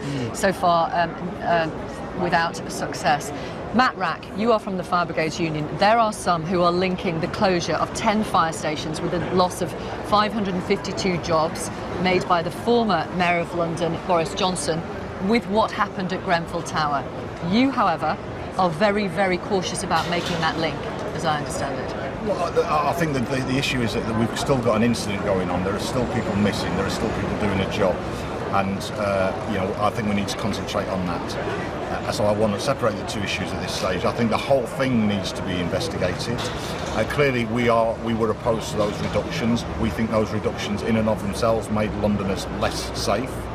Whether that's had a direct impact on this incident, I can't say at this stage. I think in terms of this incident, echoing some of Ronnie's points, the question that arises to me is how can it even happen? Yeah. This, I think we will find out that this was an avoidable tragedy, and that is horrifying in a wealthy country that this can happen. Why do you think we will find out that this could have been an avoidable tragedy? There is, as Ronnie's just explained, there is a huge amount of expertise about buildings, about how buildings react in fires, about how you can protect buildings in fires, and about what needs to be put in place. And then within the fire service, there's a huge amount of expertise about how you prepare, plan and protect people if fires happen. If all those are put together, we can significantly reduce the risk of to people and to residents living in accommodation like that. And something has gone horrifyingly wrong for us to be standing here today. Yeah. Our reporter spoke to the architect of Grenfell Tower, who said it was incomprehensible to him that fire spread in the way it did. Yes. What should the current Mayor of London do? I think the current Mayor of London has correctly said that this needs to be thoroughly investigated. I mean, first of all, there's a huge amount of support. I mean, we're here seeing some fantastic community solidarity, and that is great to see. And there are people, a whole estate has been, it's very eerie over there, a whole estate have been evacuated, and people need immediate support, so I think that the authorities, the Mayor, need to do that. In terms of the incident, I think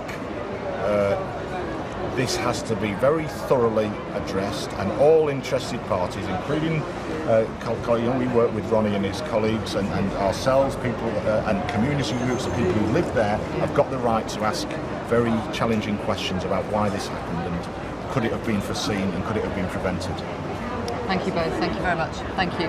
Matt Rack, who is General Secretary for the Fire Brigades Union, thank you. And Ronnie King, thank you, who is the Administrative Secretary for the All-Party Fire Safety and Rescue Group. Good morning. It is 10:36. I mentioned those patients who continue to be treated in hospital. Many of them remain in a critical condition. Let's talk to our correspondent Tulip Mazunda, who's outside St Mary's Hospital. Tulip, what's the latest from there? Well, we have been given an update from NHS England, who have been letting us know the situation of the patients in the 5 London hospitals that are still caring for patients from this dreadful fire. 37 patients are still receiving hospital treatment across 5 hospitals in London. 17 of them are in critical care. I can give you a bit of the breakdown as well. Here at St Mary's, there are the most number of patients being treated, 11 patients. 3 of them are in critical care. King's College Hospital, not far from here, there are 10 patients being treated there. 6 of them are in critical care. Chelsea and Westminster Hospital is treating 9 patients. 7 of them are in critical care. The Royal Free Hospital is looking after 6 patients. 1 of them is in critical care. And Guy's and St Thomas's is looking after 1 patient, and that patient is not in critical care. So clearly doctors, nurses, all the medics here and in those other 4 hospitals have been working very hard from overnight on Tuesday into Wednesday and all day as well yesterday and today. This has been a really desperate situation for many people who have been coming and looking for family.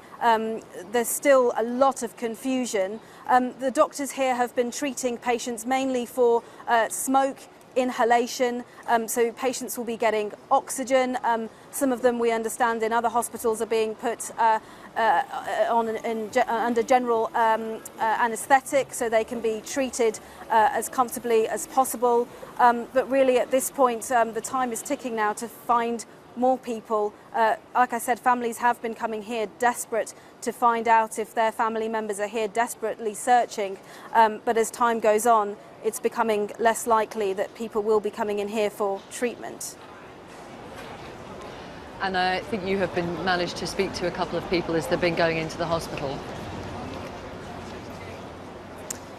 Yes, Victoria, it's just been a really harrowing morning, I have to say. I mean, I was here yesterday as well, and we saw families coming in. There was a man just parked here behind me near the entrance, and he was shouting. He was saying, "We're not getting any information. I don't know where my loved ones are."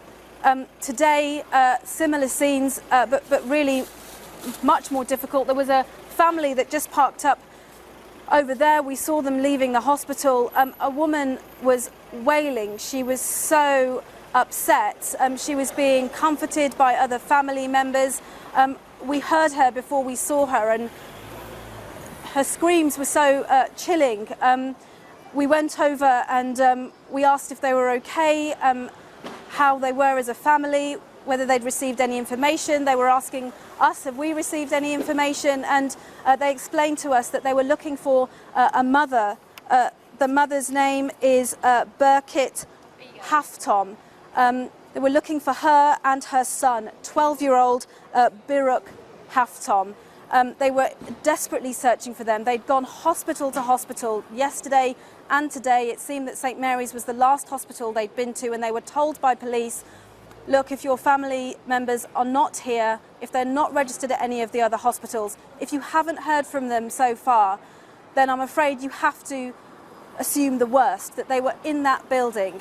And I saw them when they really had made that realisation that they're not here. This was the last place they could have been, and they're not here. And the look on their faces and the utter devastation, they were so upset. They didn't know what to do. They said to me, can you help us? Is there anything you can do? And I said, you know, I would come here on BBC News. I would say their names. The mother is Birkit Haftom. The 12-year-old son is Biruk Haftom. You know, everybody would be out looking for them. You know, their family are already. But as time goes on, we are now several hours. You know, there's overnight all of yesterday, overnight, today. If those family members haven't turned up, the police have advised that the chances are they are in that building. And coming to that realisation has clearly been extremely difficult for them, and they are being comforted by their family. They drove away just with that knowledge that they didn't actually know where they were going or what they were going to do. I also managed to speak to a lady, Chesme Rodrigo. She is also a friend of that family. She was here seeing her friend Helen and their 12-year-old daughter. The 12-year-old daughter is in intensive care. She was said to be extremely unwell, and I spoke to a friend of her mother's earlier, and her name is Chesme Rodrigo. She's not really good condition because she's ICU. Thus you can think how she is, you know, because she's in the ICU. She don't talk nothing, you know. So we've just seen this family here, and this is their extended family, isn't it? Who you've just gone to see, just utterly distraught. How are you? How is the community? I don't know. I'm really, I don't know what to say. You know, I'm really stressed and I'm so really disappointed. I couldn't believe what happened to them. You know, I seen them yesterday, so I couldn't believe that's like a dream. You know, so I really can't believe these things. Sounds like a strange question, but I'm just, you know, we've all seen the pictures, and of course this for you is so close to home. I mean, how were you last night? Were you, were you able to sleep? How have you been? No, I couldn't sleep actually. I have 2 children, so I couldn't sleep. You know, I was crying that time, same time, around 1 o'clock. Then it started fire, so I was screaming in my house. You know, so then even my children, they even didn't sleep. You know, then we came around 3 o'clock into near the building, so we found Helen over there around 4 o'clock. That is very, very upsetting.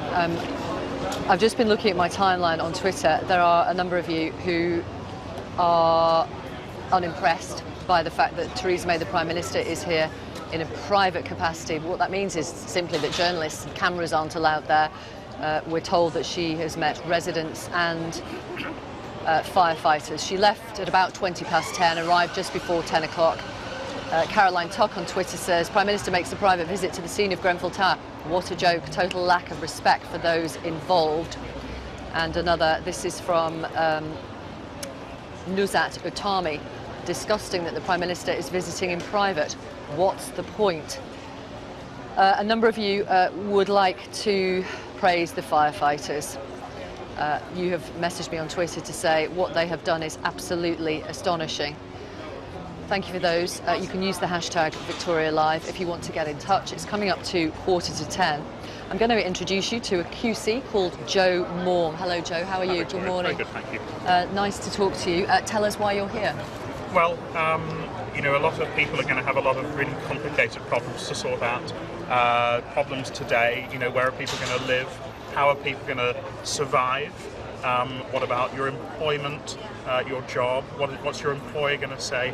What about if you haven't got insurance? What about for that period of time before your insurers pay out if you have got insurance? Now, those are all really complicated problems. There is something that lawyers can, and stressful, and there is something that lawyers can do to help with those problems that are today's problems. And then tomorrow, you know, people are going to start to wonder about how they put their lives back together. And there's also something, a small thing, that lawyers can do to help with that process, making sure that accountability, legal accountability, moral accountability rests where it should. OK, I'm going to pause you there. You are not an ambulance chaser. I don't want a penny from this. Hundreds of other lawyers at the North Kensington Law Centre, housing lawyers, employment lawyers, personal injury lawyers, people want to help. They want to help for free. They recognise that there is no legal aid any longer for sorting out of most of these problems. And, you know, there is a role for the law. People will not be able to find accountability without the help of lawyers, and lawyers want help, and they want to do it for free because they recognise this is a real, you know, it's quite difficult to be here and not feel quite upset about it all, to be honest. So, if people would like your help, if how should they get in touch with you? You're from something called the Good Law Project. You mentioned the North Kensington Law Centre. So the first thing that needs to be done is a sort of triaging. People need to have their sort of their particular problems broken down. If you've got an employment law problem, you've got a housing problem, you've got an insurance issue. And I think, so far as I can see at the moment, the people who are doing that job best of all are the North Kensington Law Centre, and I've tweeted out their contact details, and after I've done this interview I'm going to go there and see what help they need from lawyers, and then I'm going to get in touch with all the lawyers I speak to on Twitter and say, look, if you want to be able to help, that's the best way to do it. In the longer term, you know, the problems about accountability, the lessons that need to be learned, the law has some part to play in that, but you really have to hope that government recognises the problem and has a public inquiry so that, you know, this never happens again. Thank you very much, Joe. Thank you for talking to us. Thank you for having Joe me Moore, QC, offering the services of lawyers for free. I'm just going to take a look around me, if you'll bear with me and pause with me, because I haven't taken a look around for a while. And this place is much, much busier than when we first came on air this morning. So inside the basketball court, which is right next to the Westway Sports Centre, at 9 o'clock this morning, there were hundreds and hundreds of bags. Now you can see dozens of volunteers tidying through those donations, trying to get them in some sort of order. And here we've got volunteers arriving. This is the table where volunteers arrive to either sign in or, if they've got enough volunteers, to leave their name and number to be contacted perhaps later on today, tonight, tomorrow, the weekend. That's where they're leaving their contact details. People are saying, I want to help, I want to do something, please call on me at any point. Now, let me introduce you to some more residents here. We've got Emily. Hi, Emily. Do come in. Hello, I'm Victoria. How are you? Nice to see you. And Amira. Hello. Amina. Amina, I beg your pardon. I do apologise. That's my writing. I'm so sorry. Amina Sharif. Nice to meet you. I'm Victoria. Hello. Hello, Foozy. Foozy. Hello. Do come in because I have a microphone here and it's just one between us. Okay. How are you today? Upset. Not well. Yeah. Not well. Angry. Very angry. Yeah. It's disgusting what's happened. It could have been prevented.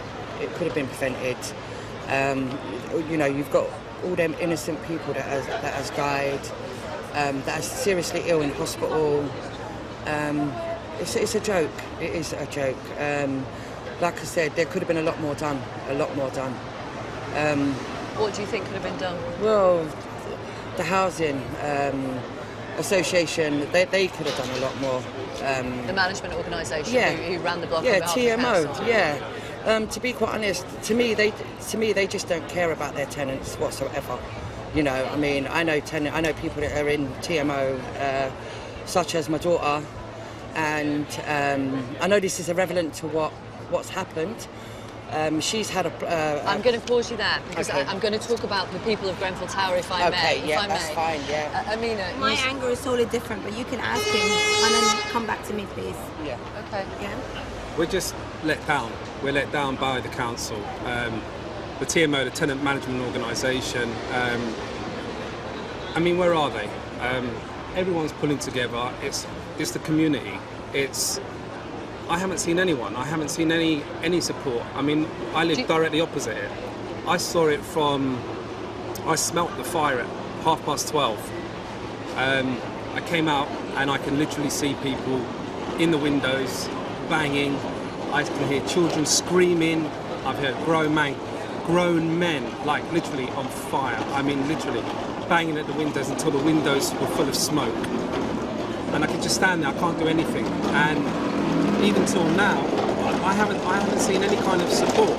I mean, everyone's trying to get a story. Everyone's trying to understand what's going on, and I understand that. But people feel let down. We don't seem to have that support. We don't seem to get any kind of, feedback from the council. Where are they? For what it's worth, I saw the council leader yesterday morning, first thing. I saw a clip of one of the guys who runs the particular management organisation. I saw a clip of him on the news. If he came here, what would you say to him? To be honest, you know, I mean, I'm a tenant, and whenever there is a repair, whenever there's something, it's always cost-cutting, it's always a delay, it's just hogwash. We've heard it all before. It's just, where do you go? They keep people waiting. I mean, there's so many families that haven't even been found, they're missing. I've got family there, we don't know where they are. I've got very close friends. My wife, she's got friends there, she's got relatives. It's just, you know, I know one family that 5 kids are missing and the mother. You know, 5 children from one family. And they're on the 22nd or 21st floor. You know, what that's ages? From 10 and under. Oh my gosh. My daughter goes to Oxford Gardens School, which is just literally down the road. Half the class. I mean, there's so many children not in. There's so many children that are unaccounted for. You know, everyone needs to be. They need to understand. They should be at schools as well. I mean, even the teachers that are dealing with this, it's a massive impact for them. It's an impact for the children that are at school. My daughter's best friend, we know he's gone, and you know they went swimming together only a couple of days ago. It's sad. It's shocking. My anger is totally different. Totally different. I was here since the blaze happened, and I was on the Hurstway Walk, and I literally seen on the side of the fire, on the side of the building was burning, and I told there was only few police officers. Don't get me wrong, I don't have problems with police officers. Only few police officers were there, and 40 minutes later came police officers more. Okay, let me get that straight. I don't know about the building. I don't have personally. I don't know nobody from that block. Maybe a friend of friend. I know my son's friends. They're all dead. So I don't have personally contact that I know. I don't have a problem with the structure of the building. I don't know about that. But I'm talking about what I was there yesterday and what I seen. I was there on the bridge. I was there next to the building. I told people to get off, to jump, to put the kids on, to throw the kids. Wanted to get mattresses. Wanted to get sheets. Police were pushing us away. Fathers was coming from the prayer, so they had to see literally their children and their wives on the window, hopeless, can't do anything. And we're like, well, it's burning on the side and it's just starting. Let's get the people off all that side of the building. The police was like, no, go away. We're dealing with this. Go. They pushed us literally from the bridge all the way down. We run around to the car wash, and we've seen the fire it coming upwards, and then gradually going on the roof. By then, there were more time that people could get off. But the police officers and the parents on the telephone, they've been told, stay in your property. Yeah. Don't come down. That's all we can hear from dangerous. Outside. Yeah. Sorry, it was not dangerous. I have footages, and my iPhone does not lie about the timing. They had time to escape, but they were on the window screaming and shouting. When it got the fire happened from the outside in. Didn't happen from the inside out. It started from the outside in. They had plenty of time. Let me tell you, the fireman came 2 hours later. Okay? Couldn't even park their car anyway to get access through. So they came all the way to Hurstway Walk, put their car there, and then they took the water out. By the time they did that, it was 4:25, and I have them recorded. Okay? And then before that, 2 o'clock, we seen all the children, parents crying, shouting, mans, and I have them videoed, which I gave it to everybody, but they didn't even air it. Literally just screaming, and we were screaming because we were hopeless. And they just, like a piece of paper, when you burn it from one side to the other, that's exactly what we've seen it happen to them. And 1 minute they're there, and the next minute we're gone. Let me tell you, my friend's neighbor's son works as a fire crewsman. He said more than 50 children are dead. We don't know that. But they're not confirmed because their parents are missing. Yes. And they're not going to tell that. But more than 100 bodies are dead as well. Not 12, I'm sorry. Look at that building. Are you telling me 12 people? Why the police were standing in the beginning? I'm sorry, I was there with the police officers. I know. They only had one staircase. One. I'm shaking. One. You literally could see. I'm not related to them. I don't know them. But I don't care if they're Jewish, Muslim, Christian. I don't care who it is. You see someone burning, the first thing you want to do is go and grab them. Okay? Now more people, more Muslims are feeling this is a revenge. I'm just telling you how I feel. Yeah? And this is gonna take. They're gonna maybe Revenge start for what? revenge because it happened on other London Bridge and stuff like that, so they're going to think this is a revenge. I'm just telling you how people feel. Okay. People are not going to tell you how they feel because they're scared, but this is what I'm hearing. Like I said, I'm not related to them. I don't have no relation with anybody on that block, but to see them like that, it's Okay. I cannot tell you how I feel. They had chances. May I introduce Jamal? Is this Jamal? Yes. Yeah, hey Jamal, we have a very, very short amount of time left. Amina, thank you. Jamal has friends missing. That's why I'm bringing him in, and we have so little time left towards the end of the programme. Thank you so much. Stay here and listen to Jamal. You have friends missing. I have not given you enough time, so I'm going to apologise in advance. And I.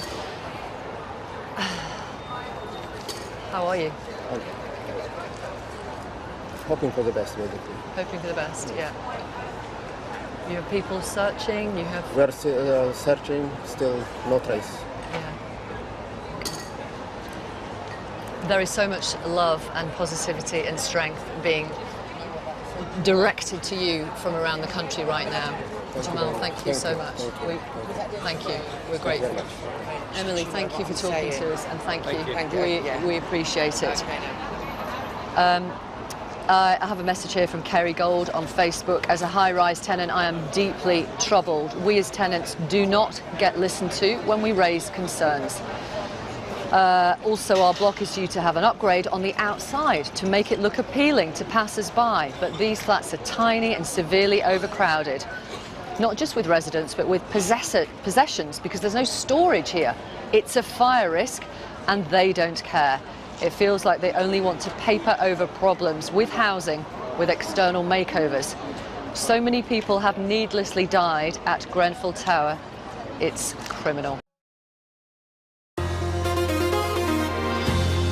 Hello, it's Friday, it's 9 o'clock. I'm Joanna Gosling. Welcome to the programme. The dead and the missing, and now the search for answers, as police warn they may never be able to identify all the victims of the Grenfell fire. I'm Mark Lowen outside Grenfell Tower, where efforts continue to identify the bodies inside and fears grow. The number of known fatalities may rise to over 60. Al-Hajjali was the first person who died in the fire on Wednesday to be named. He was a 23-year-old Syrian refugee who had fled Syria for a better life here. We'll be talking to his brother Hashim and Abdulaziz Al-Mashi, his best friend. We'll bring you all the latest updates from the scene of the fire throughout the programme. Good morning, welcome to the programme. We are live until 11 this morning. All the usual ways of getting in touch if you want to join our conversations today. Hashtag Victoria Live, and text will be charged at the standard network rate.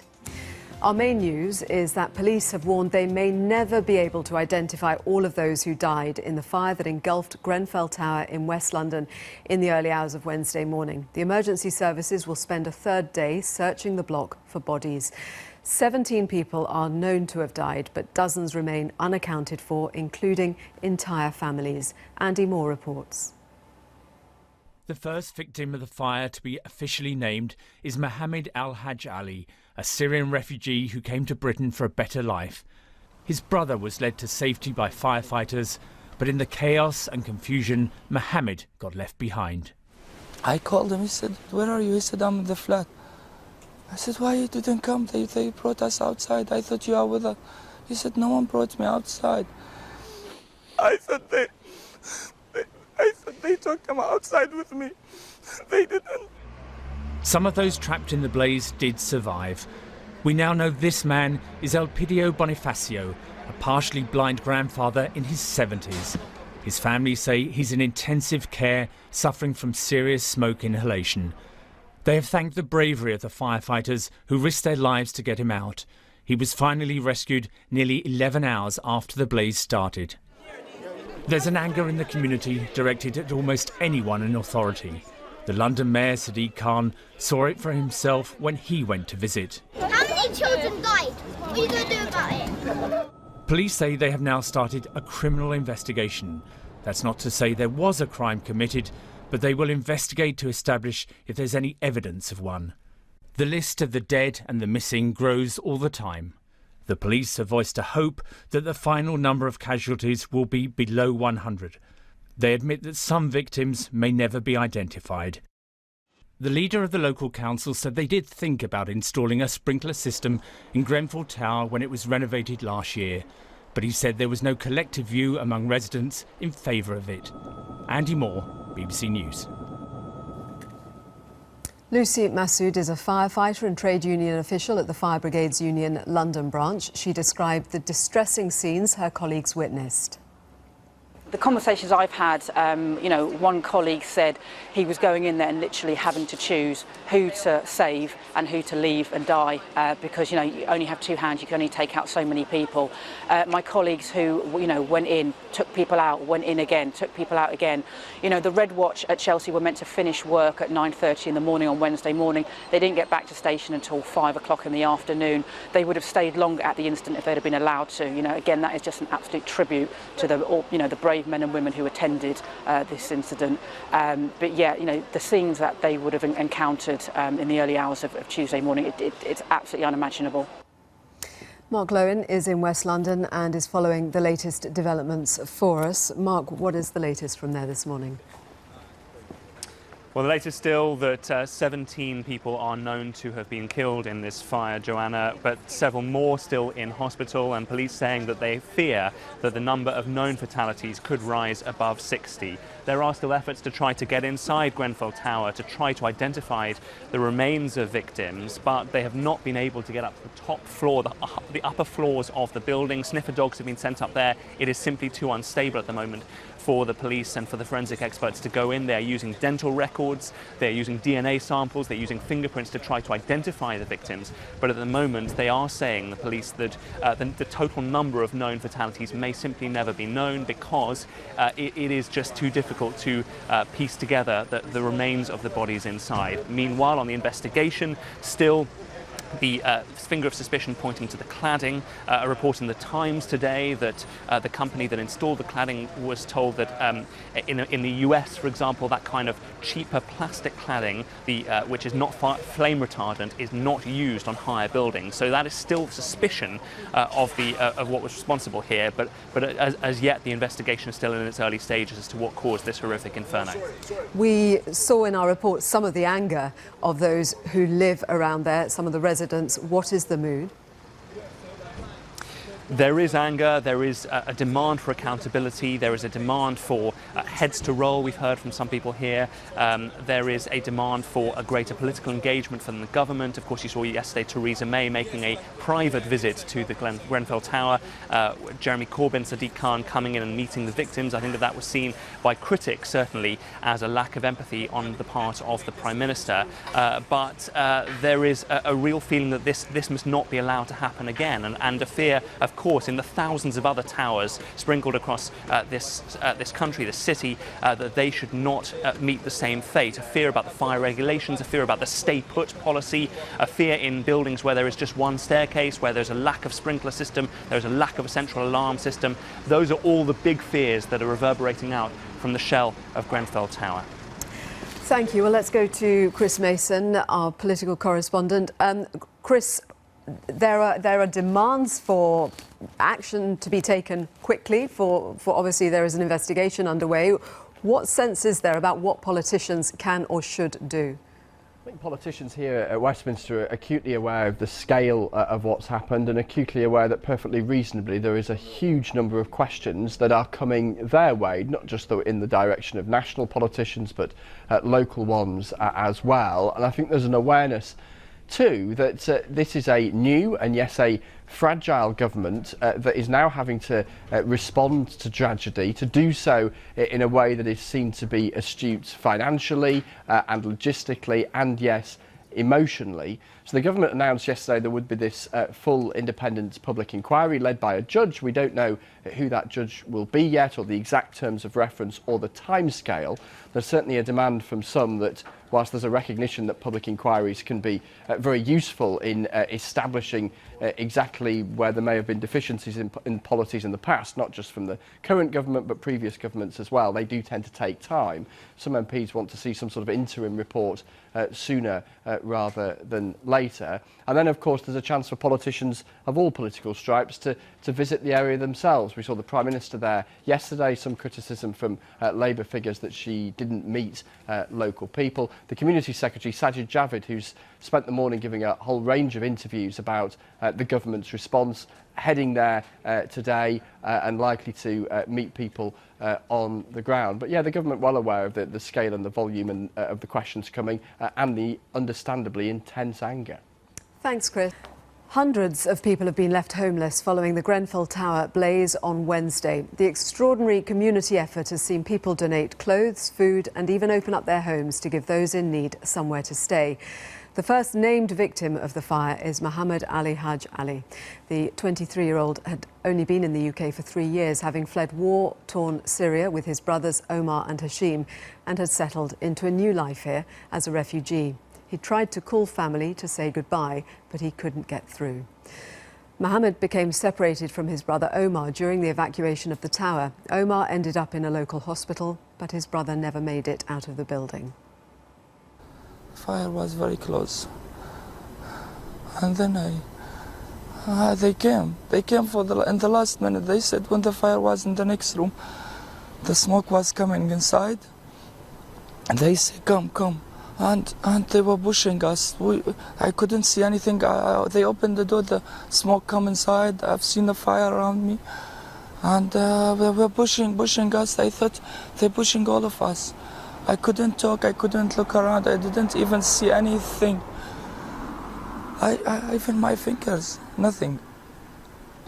I went outside, I called him, he said, where are you? He said, I'm in the... I said, where are you? He said, I'm in the flat. I said, why you didn't come? They brought us outside, I thought you are with us.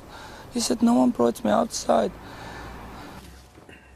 Mohammed's brother Omar, another of Mohammed's brothers, Hashim, joins me now, along with some of his friends. Randa, who spoke to Mohammed the night before he died, and Abdulaziz Al-Mashi, who is the co-founder of the Syria Solidarity Campaign, which promotes freedom, peace and democracy in Syria. Thank you all for joining us, and our condolences, Hashim. Just so very sorry for what you and your family have been through. How are you coping? Well, you can say everything has collapsed. We were doing well. We were settling down in the UK, but then suddenly everything just collapsed, and I don't think we can cope as we did before. You're just 20. We were just hearing from your brother Omar, who was in the building and survived, obviously traumatized, as we can see in the interview that he did. You'd already been through a lot. You left Syria to come here hoping for a better life. How is Omar now? Omar is really not good. He's not good. He couldn't even come today because he just sits down and he sees the whole thing like a movie in front of his eyes every time. He's just staring and remembering the whole movie, you can say. Every time he just sits and talks us through the story, and then he just cries. Yeah, he's not good. What support are you getting? Nothing. The main support would be offered by my family. I don't think anyone else can help.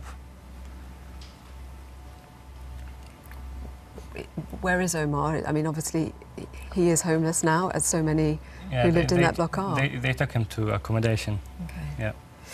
Yeah. You want your parents to at least be able to come for the funeral, don't you? They're still in Syria. Of course, Is it going to be possible? Well, we're not sure because we're trying our best. We want this to happen. My mum has cried lots of tears when she heard. She said, I've been waiting to see him for 4 years. But then he died and I couldn't see him. At least I can see his grave. I can see his body before they bury him, because He said, I want to kiss him, I want to stand where they bury him, I want to go and see, I want to see everything that belongs to Muhammad. It's devastating, I don't know what to say.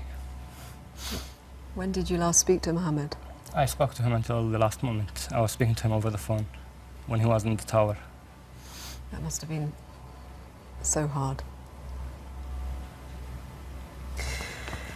Abdulaziz, this is obviously so difficult for all of you, friends and loved ones of Mohammed. You spoke to him when, prior to? I spoke to him around 10 days ago because we are planning an event tomorrow in the memories of Joe Cox. It is like the Syrian communities, refugees, iftar, so that bring us together with the local community. And he was set to come to the event, to participate in the event. But unfortunately, tomorrow he will be missed. And when I look at this tragedy, there's loads of questions come across my mind. I mean, he came here to seek safety, to establish a good life. Once I asked him why you are studying civil engineering, and he said, because I want to go back to Syria when the war is over and help to rebuild Syria. And yes, he's a big loss for his family, for us as friends and the community here in London, and definitely he is a big loss for Syria as well. You've just given us a little glimpse into Mohammed. Mohammed Tell us more been- about what sort of a person he was. Mohammed has been like a lovely person. He is caring, intelligent, charitable. He has like passion for his family, for his country. He has been like an amazing individual. I literally can't like mention one negative thing about his character. He has been absolutely great guy. Hashim, tell us more about your brother. My brother was my friend, his friends were even my friend. He was very humble with all his friends as well. Although there was a gap in the age between me and him, but we were like friends in the same age. He would never annoy anyone. He was nice to every person. He was kind. He's intelligent. He would learn things quickly. He would run for his life. He wanted to help himself and my family. He's always been supporting my family. Randa, you're a friend as well. When did you last speak to Mohammed? Well, I saw him recently, shortly before he passed away. So, yeah. Really shocking to see that, just to hear of him on the news, you know, without having had a chance to kind of speak to him before. Yeah. How will you remember him? Somebody who is always smiling, always happy to see his friends. You never got any negative vibe from him. I mean, obviously it's a time of trauma and total shock. Is there anger? There is, of course. There's anger because Muhammad has always tried to bring his family. And when he was talking to me over the phone, he said, please tell my mom to forgive me. Tell my dad to forgive me. He asked me, Hashim, do you forgive me? I said, what do I need to forgive you for, Muhammad? You haven't done anything for me. You've always been an amazing person. You've been my brother and everything. What do I need to forgive you for? He said, yeah, just please say it. You forgive me? Yeah, I said, I forgive you, Muhammad. Everyone forgives you. Everyone loves you. How did all of those affected so deeply by this move forward? It's really tough. I mean, for someone who came from a war zone to seek safety, for example, and then he ended up in such a tragic event, is really shocking. It is unbelievable. I mean, I can't imagine how Omar will get over it. Omar didn't only lose his beloved brother, but he lived the whole experience. And I am from Syria, and I have been watching what is going on in my country for the past 6 years and a half, and I saw so many videos of shelling, of bombing in Aleppo, and in the outskirts of Damascus and Homs, everywhere. I literally haven't seen one single building like engulfed with fire like this in a war zone. And this strikes me, like we are in London 2017, and you see a huge building like this engulfed with fire in half an hour. Where you think you're safe? Absolutely. I mean, someone must take responsibility for those who lost their lives. As a human being, I am absolutely furious. I was literally watching it live, and I tried to call Omar. I couldn't get through to him. I tried to call his cousin. I couldn't get through to anyone because I know they left in that building. But I never anticipated someone would die there. It's just incredible. I mean, the management organizations, the local council, why didn't they listen to the people who raised problems and concern about safety measures in that building? Had you ever been aware, Hashim, of any concerns being raised by your brothers at all? Yeah. The gas was leaking in the building. It was leaking it wasn't working in their flat. It was leaking before, and then they stopped it. It wasn't working for a year, and then the gas company came and they fixed new gas pipes. And these gas pipes were fit in the outside of the wall. They weren't fit in the inside. They were very dangerous. They were exposed. And then the residents all complained about it, and they were sending messages through the post for everyone to complain about it because it's not right. It was very dangerous. There were no smoke alarms. Just 3 days before the incident, they came and they fit smoke alarms in their flat. I was in their flat in that day, and then the man knocked the door. He said, "Please, we need to check for fire alarms." I said, "We don't have any." And then he said, "Okay, let me fix one for you." So there was one in their flat? There wasn't any. But it was fixed? There wasn't any fixed fire alarm, and then they put one. There was nothing. It didn't have any safety precautions for fire. Nothing at all. Randall, oh, sorry, you come in. I just want to add something, a message through your program to the politicians in this country. Like, please meet us. Those people want to bring their families here. Their family in a war zone. Like Omar, Hashim, and Muhammad were concerned about the safety of their families because they live in Syria, you know, and now their family concerned about their safety here in London. Please meet the people, help them to be reunited with their family. I mean, this is the least the least can be done, just to maybe that will help Omar, that will help Hashim to get over what they have been through. They really need their families. I mean, we obviously, as a Syrian community here, we would love to help, but I will never compensate their mom. I will never compensate their sisters and their dad. And so I urge the leader of the opposition, the prime minister, like everyone, please meet the people and help them to get their family over. Randall, one heartwarming aspect, at least, has been the way people have come together. There has been amazing support within the community. What have you seen happening? Well, obviously people have gathered to help all of the victims, including Muhammad's family. But as Abdulaziz was saying, nobody, no friend, no relative, no member of the public could fill the place that Muhammad's mum and dad and his immediate family could fill, you know, his sisters back in Syria as well. So to find out about the death of Muhammad through social media is difficult enough, and then having to watch also possibly the funeral on TV, social media, it's something that I don't think anyone deserves to have to go through. Is that how your family found out in Syria? They found out because Muhammad was with his friend. Omar was with his friend when he came downstairs as a casualty. He was with his other friend, and then Muhammad was talking to Omar over the phone. So Muhammad was crying, and he said, please, Omar, put me through to my mom. I want to talk to her.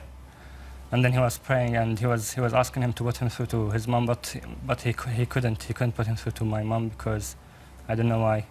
And then he just sent her a voice record on WhatsApp saying, "Goodbye, mom, I love you," and yeah. So sorry. What will you do now? I don't know. I wouldn't do anything without my family, because when we came here, we stood up because we knew we could do something for my family. I knew I could improve my life, but the main thing was that I could do something in the future for my family before myself. Now, after Muhammad has died, I'm 100% sure I can't do anything without my family. They are the only people who can support me and support Omar and support themselves as well if they come here. Thank you all very much for coming in. Thank you. Still to come, nurse Pauline Kafiki returns to Sierra Leone, where she contracted Ebola, to see how the country is coping with the aftermath of the epidemic. We'll also be talking more about the aftermath of that horrific fire. Ozzy Ganna, who was a hero of the Borough Market terror attack, lives a stone throw from Grenfell Tower, and he is still searching for friends from the building. We'll talk to him.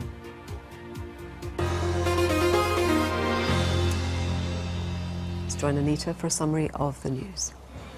Thank you, Joanna. Police are warning they may never be able to identify some of those who died in the fire at Grenfell Tower in West London. 17 bodies have been found so far, but the number of fatalities is expected to rise significantly. The Prime Minister, Theresa May, has ordered a full public inquiry into the fire. Lucy Massoud is a firefighter and trade union official at the Fire Brigade's Union London branch, and she's been describing what some of her colleagues witnessed.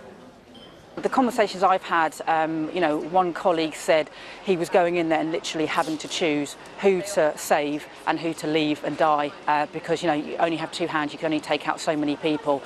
My colleagues who, went in, took people out, went in again, took people out again. The Red Watch at Chelsea were meant to finish work at 9:30 in the morning on Wednesday morning. They didn't get back to station until 5 o'clock in the afternoon. They would have stayed longer at the incident if they'd have been allowed to. Again, that is just an absolute tribute to the brave men and women who attended this incident. But yeah, the scenes that they would have encountered in the early hours of Tuesday morning, it's absolutely unimaginable. Lucy Massoud. The Communities Secretary, Sajid Javid, is due to visit the scene this morning. A little earlier, he said he wanted to reassure people living in similar tower blocks across the country. The process we've already started, and this will be done in a matter of days. I think those people need to be given reassurance within days. It has to be led by the experts. So the first point is obviously to identify those buildings. It's about 4,000 high-rise buildings in the country, but not all of them have been recladded. But also, let's just not make the assumption it's all about cladding. We need to be led by the experts. As soon as we have more information from the experts, which we expect either later today or certainly over the weekend, then that is what I think what should be used to do these emergency inspections. Sajid Javid. 3rd of June, less than a fortnight ago, Ozzy Gandar was working as a bouncer in Borough Market in London when he witnessed 3 terrorists stabbing passers-by and heading for the pub where he was working. He was a hero that night, throwing chairs and glasses at the attackers.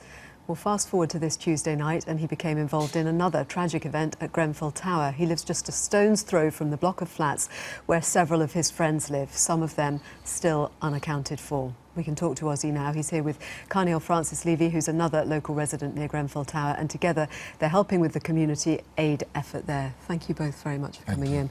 Ozzy, that's extraordinary. I mean, these are events that have shaken us all, but you have been so close to both of them. It's a lot to actually mentally take in. It's just too many tragedies happening all at one time. Just pulling together and doing the best we can do for our community and seeing what we could do to help out, and yeah. So you live very close to the Grenfell Tower. How close? I could see it from my garden, so I could actually smell the fire when I was in my garden. So when did you first know about the fire? Probably like around just after 11 o'clock. And then I got a phone call from my younger brother saying there's a fire in Grenfell Tower, and just to call around, call friends to see if everyone's safe and to kind of like see what we could do to help out. So he initially went down there just to help out victims that had left the building and to help evacuate the area as well. So this was the morning after when this was the night that it happened. So what did you sort of saw I saw the flames, I saw everything burning. Friends of mine said they could hear people screaming from the blocks, and it's a lot. And you have friends who live in the block who are still unaccounted for? We're not too sure if they're okay. I'm hoping for the best, that maybe they've left their phones inside and they haven't been able to contact. They're in one of the help centres somewhere, but at the moment we're preparing for the worst, but just hoping for the best. What is the process as people try to find out if their loved ones are okay, where they might be. It's not easy, is it? Trying to find out. Just having to wait. That's it. Just having to wait until the coroner say this is the person that's passed away, or this is your friend, or this is your family member. So it's a very, very hard situation. It's just playing a waiting game on people's lives, basically. And obviously you had just not very long before been caught up in what happened at Borough Market. Tell us where you were when all of that was unfolding and what you did. I was basically right there when the terrorists attacked, and I saw them stab people in front of me. I saw them stab work colleagues and friends. I initially ran away because I saw that they actually had a suicide vest on, but made the decision afterwards to return and see what I could do for all of the local market staff and for customers, to see if there's something we could actually do, like me and my other security members, to do, see what we could do to kind of help. So we ended up throwing chairs, throwing bottles, whatever we could find to kind of keep them at bay and to stop them from attacking anyone else until the police come. So yes. Your actions have been praised as heroic. How do you feel about what you did? Happy that I've done it, and I wish I kind of acted a little bit sooner, but at the same time, with most people, their instinct is to run. But I'm just so happy I come back, because I've been told I've had people thank me saying that I've personally saved their life, so that's second to none. I couldn't feel anything like that. It makes me feel really proud of myself to know that I was capable of saving people's lives. And you've been back to work. Yeah, I went back. How has that been? I went back on Wednesday. It was a lot. I was like extremely paranoid. I just didn't know if I really wanted to be in that situation, but I've got a team there. I've got like people that are basically family there, and I want to be there for them as well, to show them that no matter what happens, we're family, we're Borough Market, we're going to support each other. We're not going to let something like that stop us. So yeah. I mean, you're obviously resilient, but you went through that, then the Grenfell Tower fire happening so close to where you are, that would knock anybody sort of coming that close to things like that. I'm mentally and very physically strong as well, so I've got a little boy and I just have to stay focused and just, yeah. It's hard. There's some days where I feel like it's a lot, like mentally, but my only other option is to get through it, and yeah. And it's like the community that we're in, we've pulled together so much, the community of Labatt Grove and Latimer Roads, like people who didn't like each other before, we've all just pulled together and done whatever they can, either if it's volunteering or bringing food or just comforting people or borrowing someone their phone. We've all gelled together, and it's proved us as a community to show what we can actually do in severe situations and what we could do as a team and as a community to unify us and just help out. And you're part of that effort as well, aren't you, Carneil, doing a big cook-off this weekend? Well, you know, any support is good support. You know, I mean, there's probably a lot of people that don't know what they should do, but just being there is support. You know, there's loads of different people going through loads of different types of emotions right now. So for me, just being there would help. Luckily, we got a catering company, so we're going to serve food to workers, victims, anyone that needs it. Just an extra pair of hands. There's anger as well, isn't there, because of what happened? How do you sort of feel the mood is? You know, right now there's loads of stories, conspiracy theories of what's happened. Something may not be right, but for me, that is not my issue. My issue is to look after the people that are victim of it and help out after. Something may come of it, something may not. But really, right now, that's not really the point. No, it's the support. And just like Oz said, everyone's coming together. And for me, I just want more people to come, more people to give, you know, and show how strong London is. I mean, compared to everything that's happened, the support that's been happening from the servicemen to just the general public is amazing. And there's still a lot more to come, so, you know.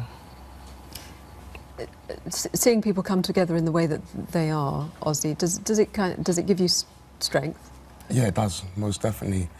For both incidences, so going back to Borough Market, I had people from Poole, I had people from Manchester that have never been to the Borough Market before, but they said they just wanted to come down just to show that they're supporting London and they're supporting the Borough Market, and for people to just stick together. And the same with what's happened at Grenfell Tower.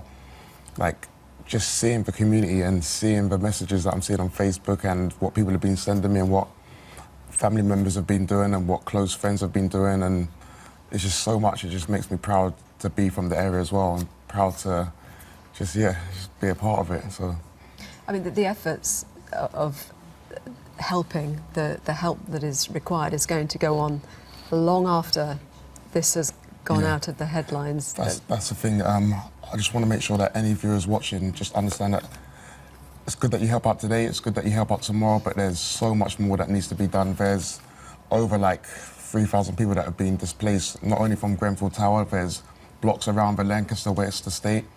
At the moment, apparently they are storing bodies in the estate and people have just been evacuated, so a lot of people have nowhere to go. I've got friends that are staying at my mum's house, I've got friends that are staying on couches, on sofas, so it's just... But there's a lot of other events that are going to be happening. We're going to be doing another fundraising event. We've got another thing in Fulham, which we'll be doing as well by the Fulham Library on this Friday. So it'll be a DJ and we'll be hosting a free event fundraiser. So whoever wants to come down, they're more than welcome. We'll help the community.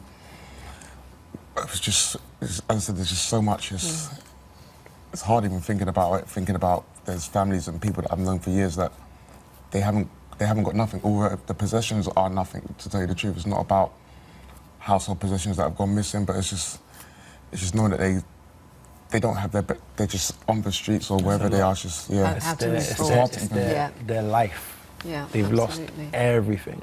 We're going to be talking a bit more about that actually with two people who lived in the flat, who lost everything.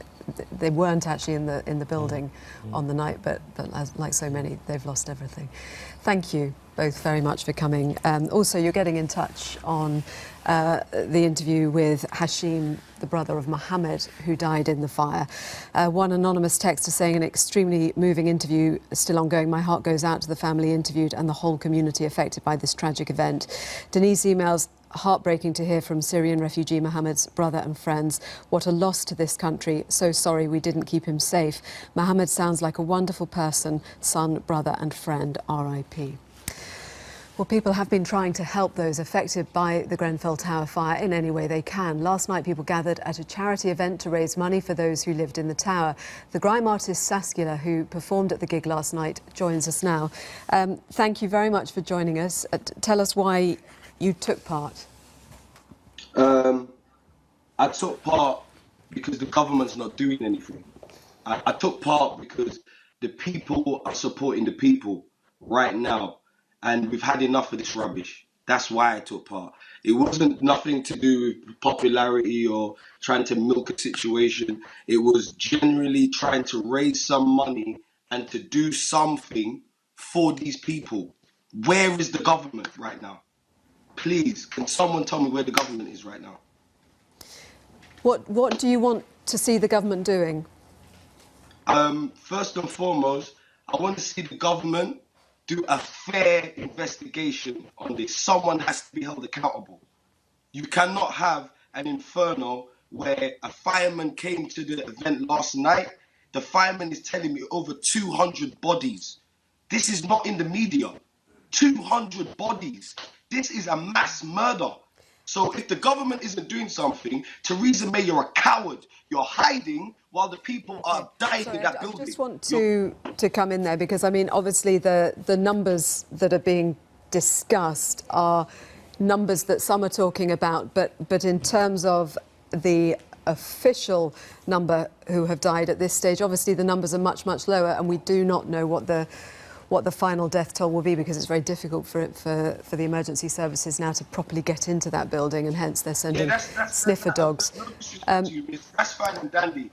A fireman who was there present, who saw the bodies, told me firsthand. This isn't no secondary information. This is firsthand. Saskia, I just wanted to talk a bit more actually as well about the concert last night and people coming together.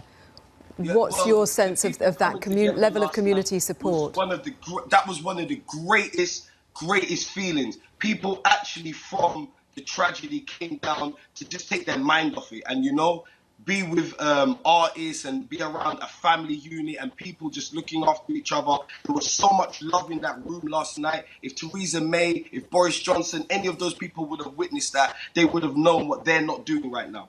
Because right now, it's the people looking after the people. It's power to the people. That is what it is right now. It isn't the government looking after us. It isn't any help. Thank you very much for joining us, Saskila, who joined in that concert last night. And obviously lots and lots of ways, the things that are being done to raise money and also give support to those who have lost so much in that terrible tragedy.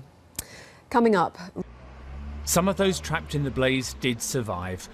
We now know this man is Elpidio Bonifacio, a partially blind grandfather in his 70s.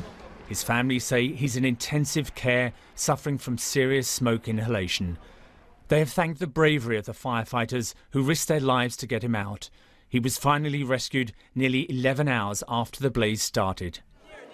There's an anger in the community directed at almost anyone in authority. The London Mayor, Sadiq Khan, saw it for himself when he went to visit. How many children died? What are you going to do about it? Police say they have now started a criminal investigation.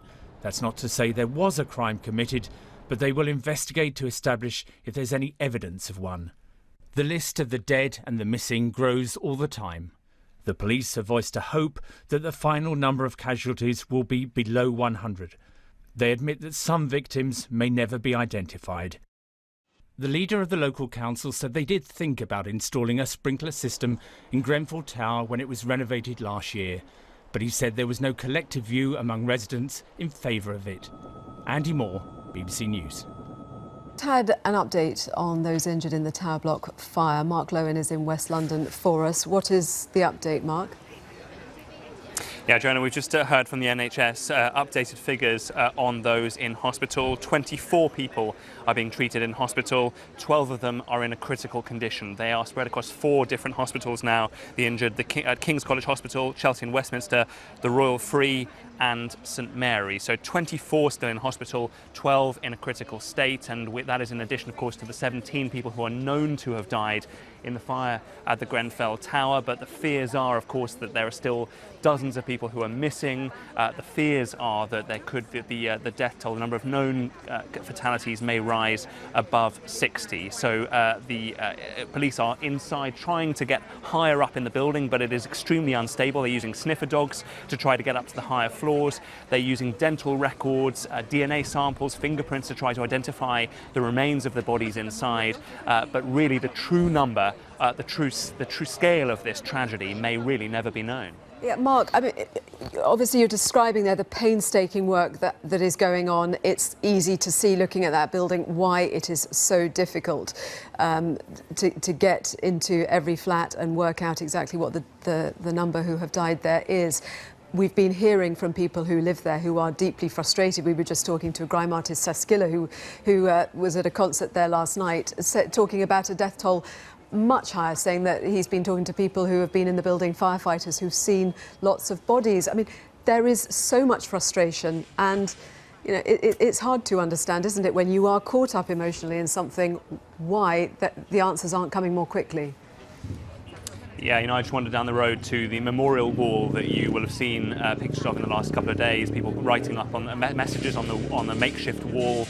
And there are people gathered there who either had friends and families inside Grenfell, but also in surrounding towers. And there was a mixture of anger, of frustration, of the slowness of the response in terms of people being able to kind of get inside buildings to sleep.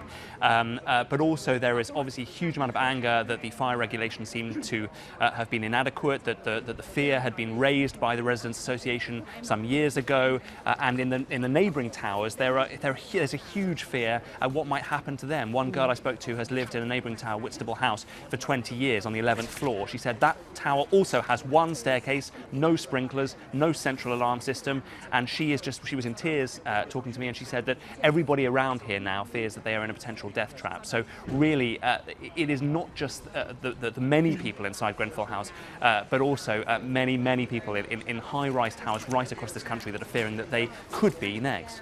Thank you, Mark.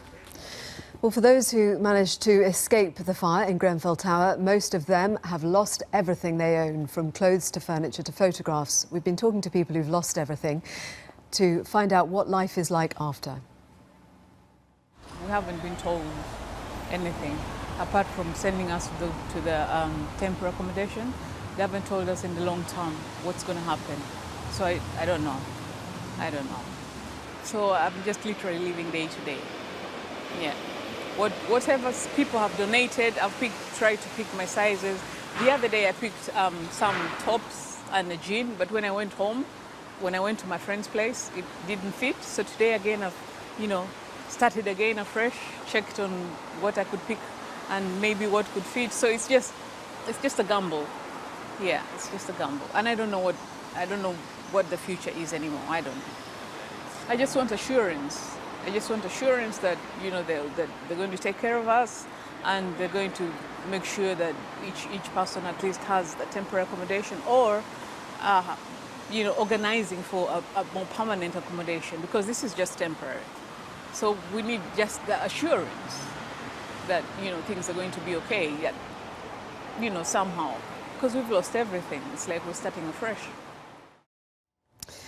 That's Lillian, who lived on the 10th floor of the tower block. She isn't alone in saying there's been little input from the authorities, and Prime Minister Theresa May has also been criticised for not speaking to residents during her visit yesterday. We spoke to the Royal Borough of Kensington and Chelsea Council last night, and they said they have given help to all residents of Grenfell Tower who've got in contact with them.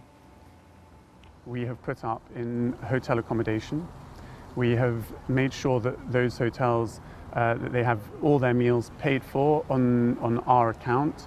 Officers today from the Housing Department have been visiting all of those affected households, giving them cash to make sure that they can get on with the very basics of life, telling them what they can expect over the coming days and weeks and potentially months, offering them all the advice that is being made available, whether it's grief counselling. We've got social workers there.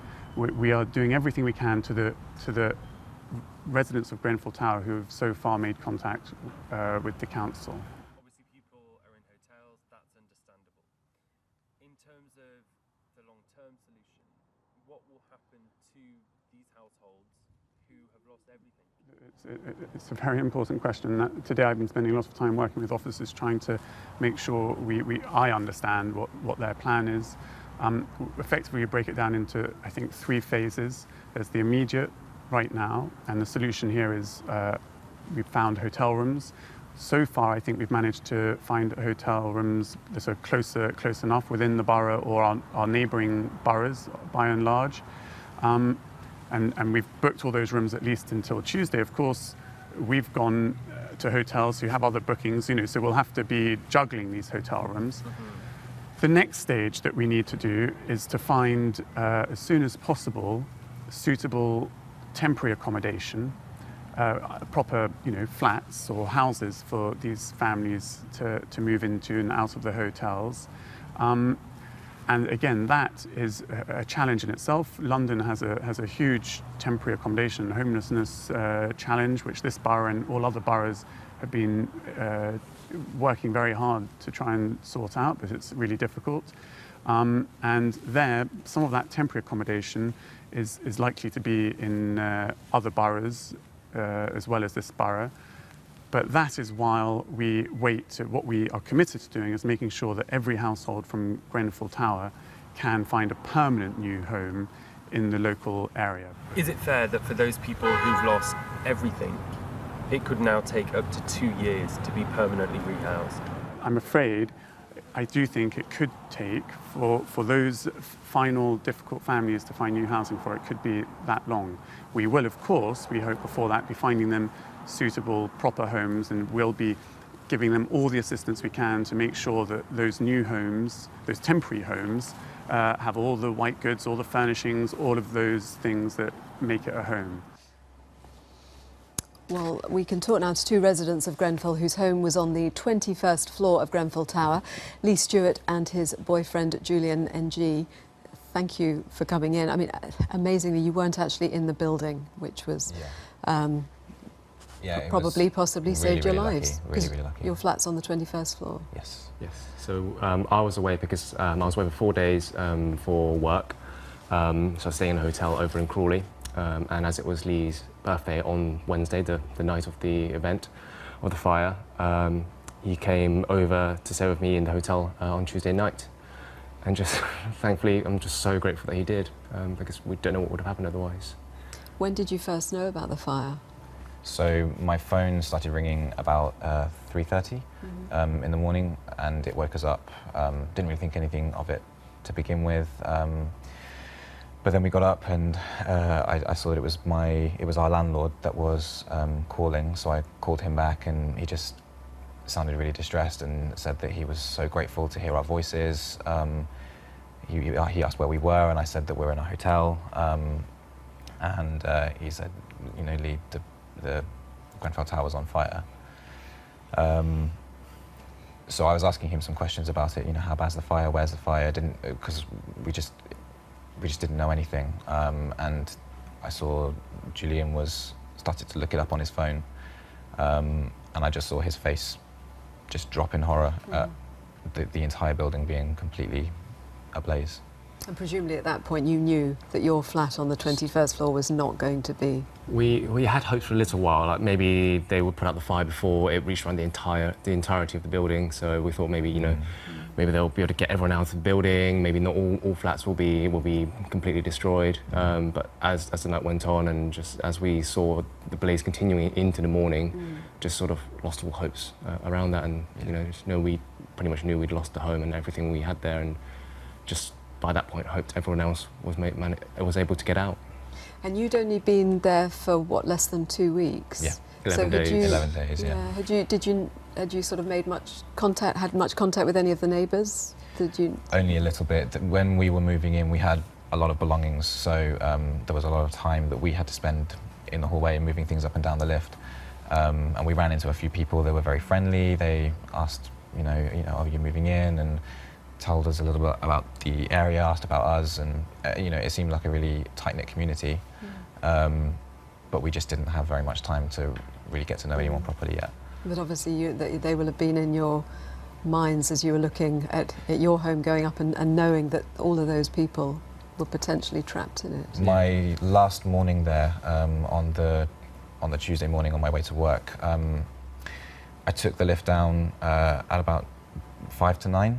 And there were about 4 or 5 kids on their way to the school just outside the building, and they've just been on my mind ever since.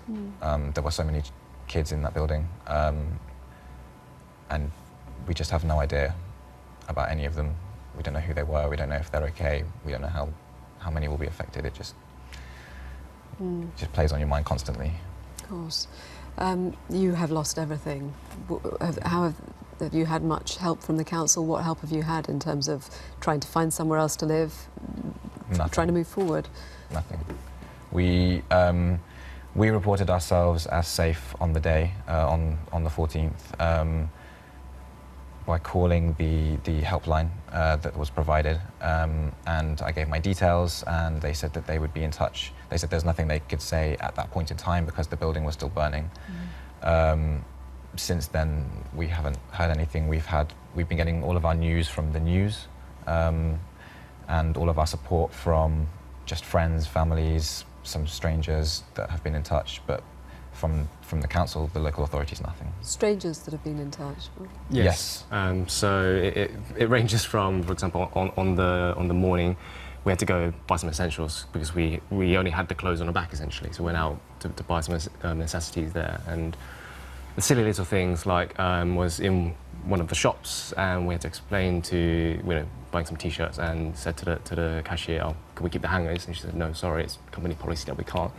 We explained what happened, and she just said, yes, please, just take all the hangers, just take the hangers, and gave us some extras, and it just, even little gestures like that just almost brought me to tears. But then also two of our friends set up some crowdfunding pages for us personally, and just the response has been just immense and just overwhelming from friends, family, and like Lee said, just from strangers who just hear of our story or read the page and just donate. Any amount is just grateful, and it's just it's just really, really touching. Have you been to the building since the fire? We went yesterday and saw it for the first time. We went for the purpose of volunteering to help with some of the donations, and we spent a couple of hours there helping out in any way that we could. But yeah, before we went round to do that, we just stood and just looked at the building. Stared in silence, just couldn't believe it. It's just really surreal. You just feel like you want to be able to go inside and to see if anything by any chance survived, if anything remains, or just what it looks like in your home. But there's just no indication. You can just see black. Yeah, and it constantly breaks my heart that they might say that the entire building might collapse. What will happen to the surrounding area, obviously, if it does, and it means there's absolutely no hope then of anything if it does. Let's bring in Helen White-Knight, because Helen has been where you are. She lost everything when her house burned down in the London riots. Helen, thank you for joining us. Obviously seeing this will have brought things back. What did you learn from your experiences? What was your experience? Well, it's heartbreaking to hear people who've also been, where we were in 2011, because it brings it all back. It sounds very familiar, having no contact really with the authorities. Our local council did us in a travel lodge, but there was, when you've got nothing to prove who you are and none of your possessions, just getting through the day-to-day is very difficult, because you can't process what's happened and deal with all the kind of admin that comes with that. I remember that kind of feeling of being hopeless and not knowing what to do. There doesn't seem to be any sort of process set up to deal with major incidents like this in London. You've written a letter, I know, because you are extending your hand and those of others to those who need help and support at this time. Would you mind reading us that letter?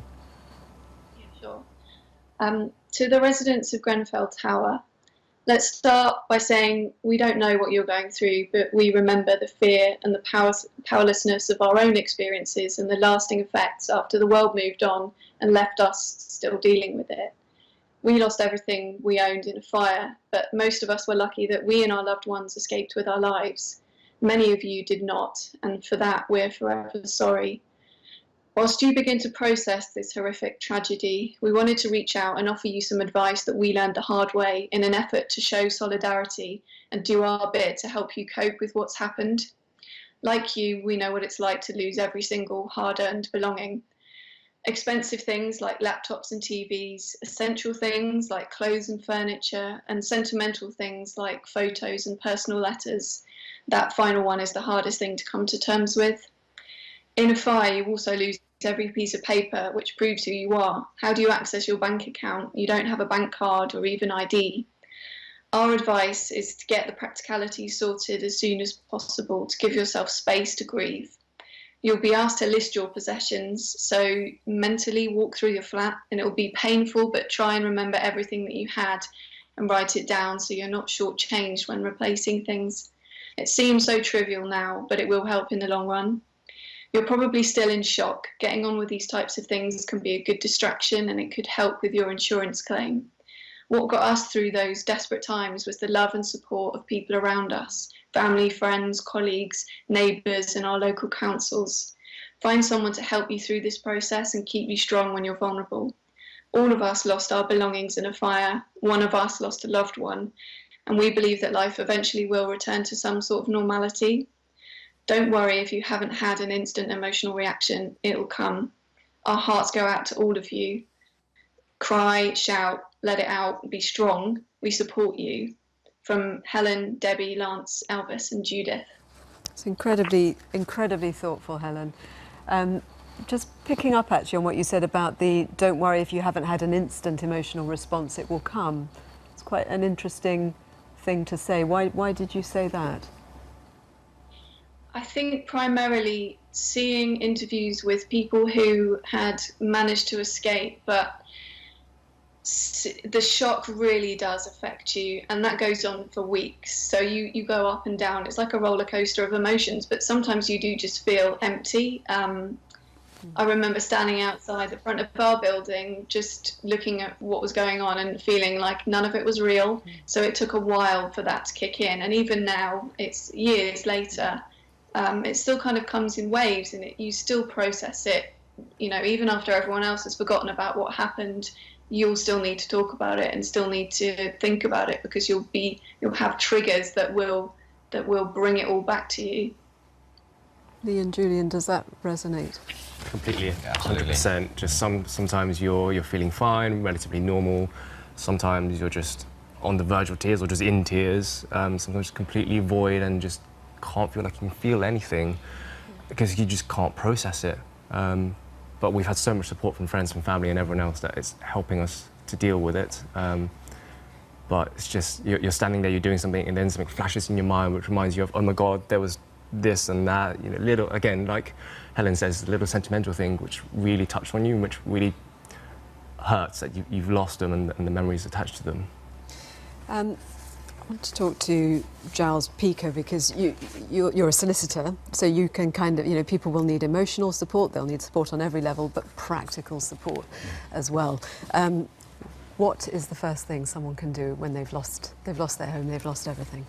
Well, the first thing for the people from Grenfell Tower is that Kensington and Chelsea will owe them a homeless duty. They have to find them accommodation.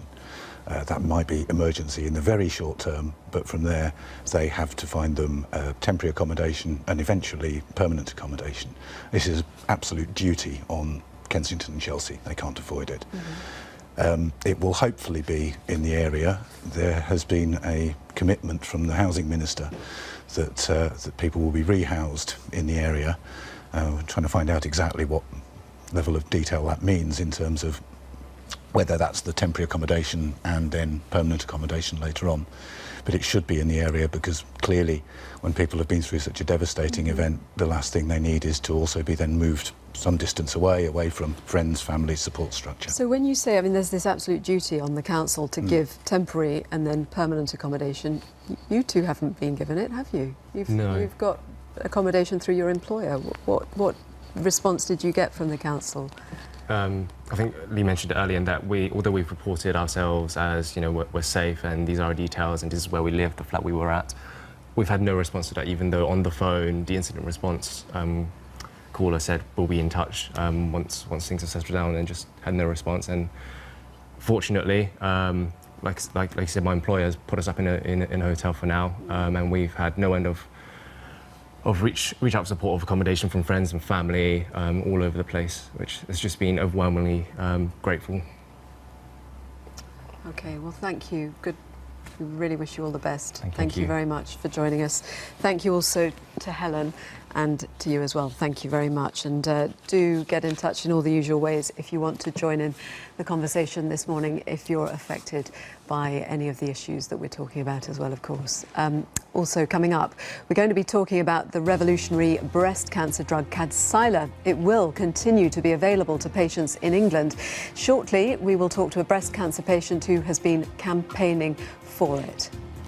We'll also speak to a Labour MP about the government's handling of the Grenfell fire tragedy and what more should and could be done.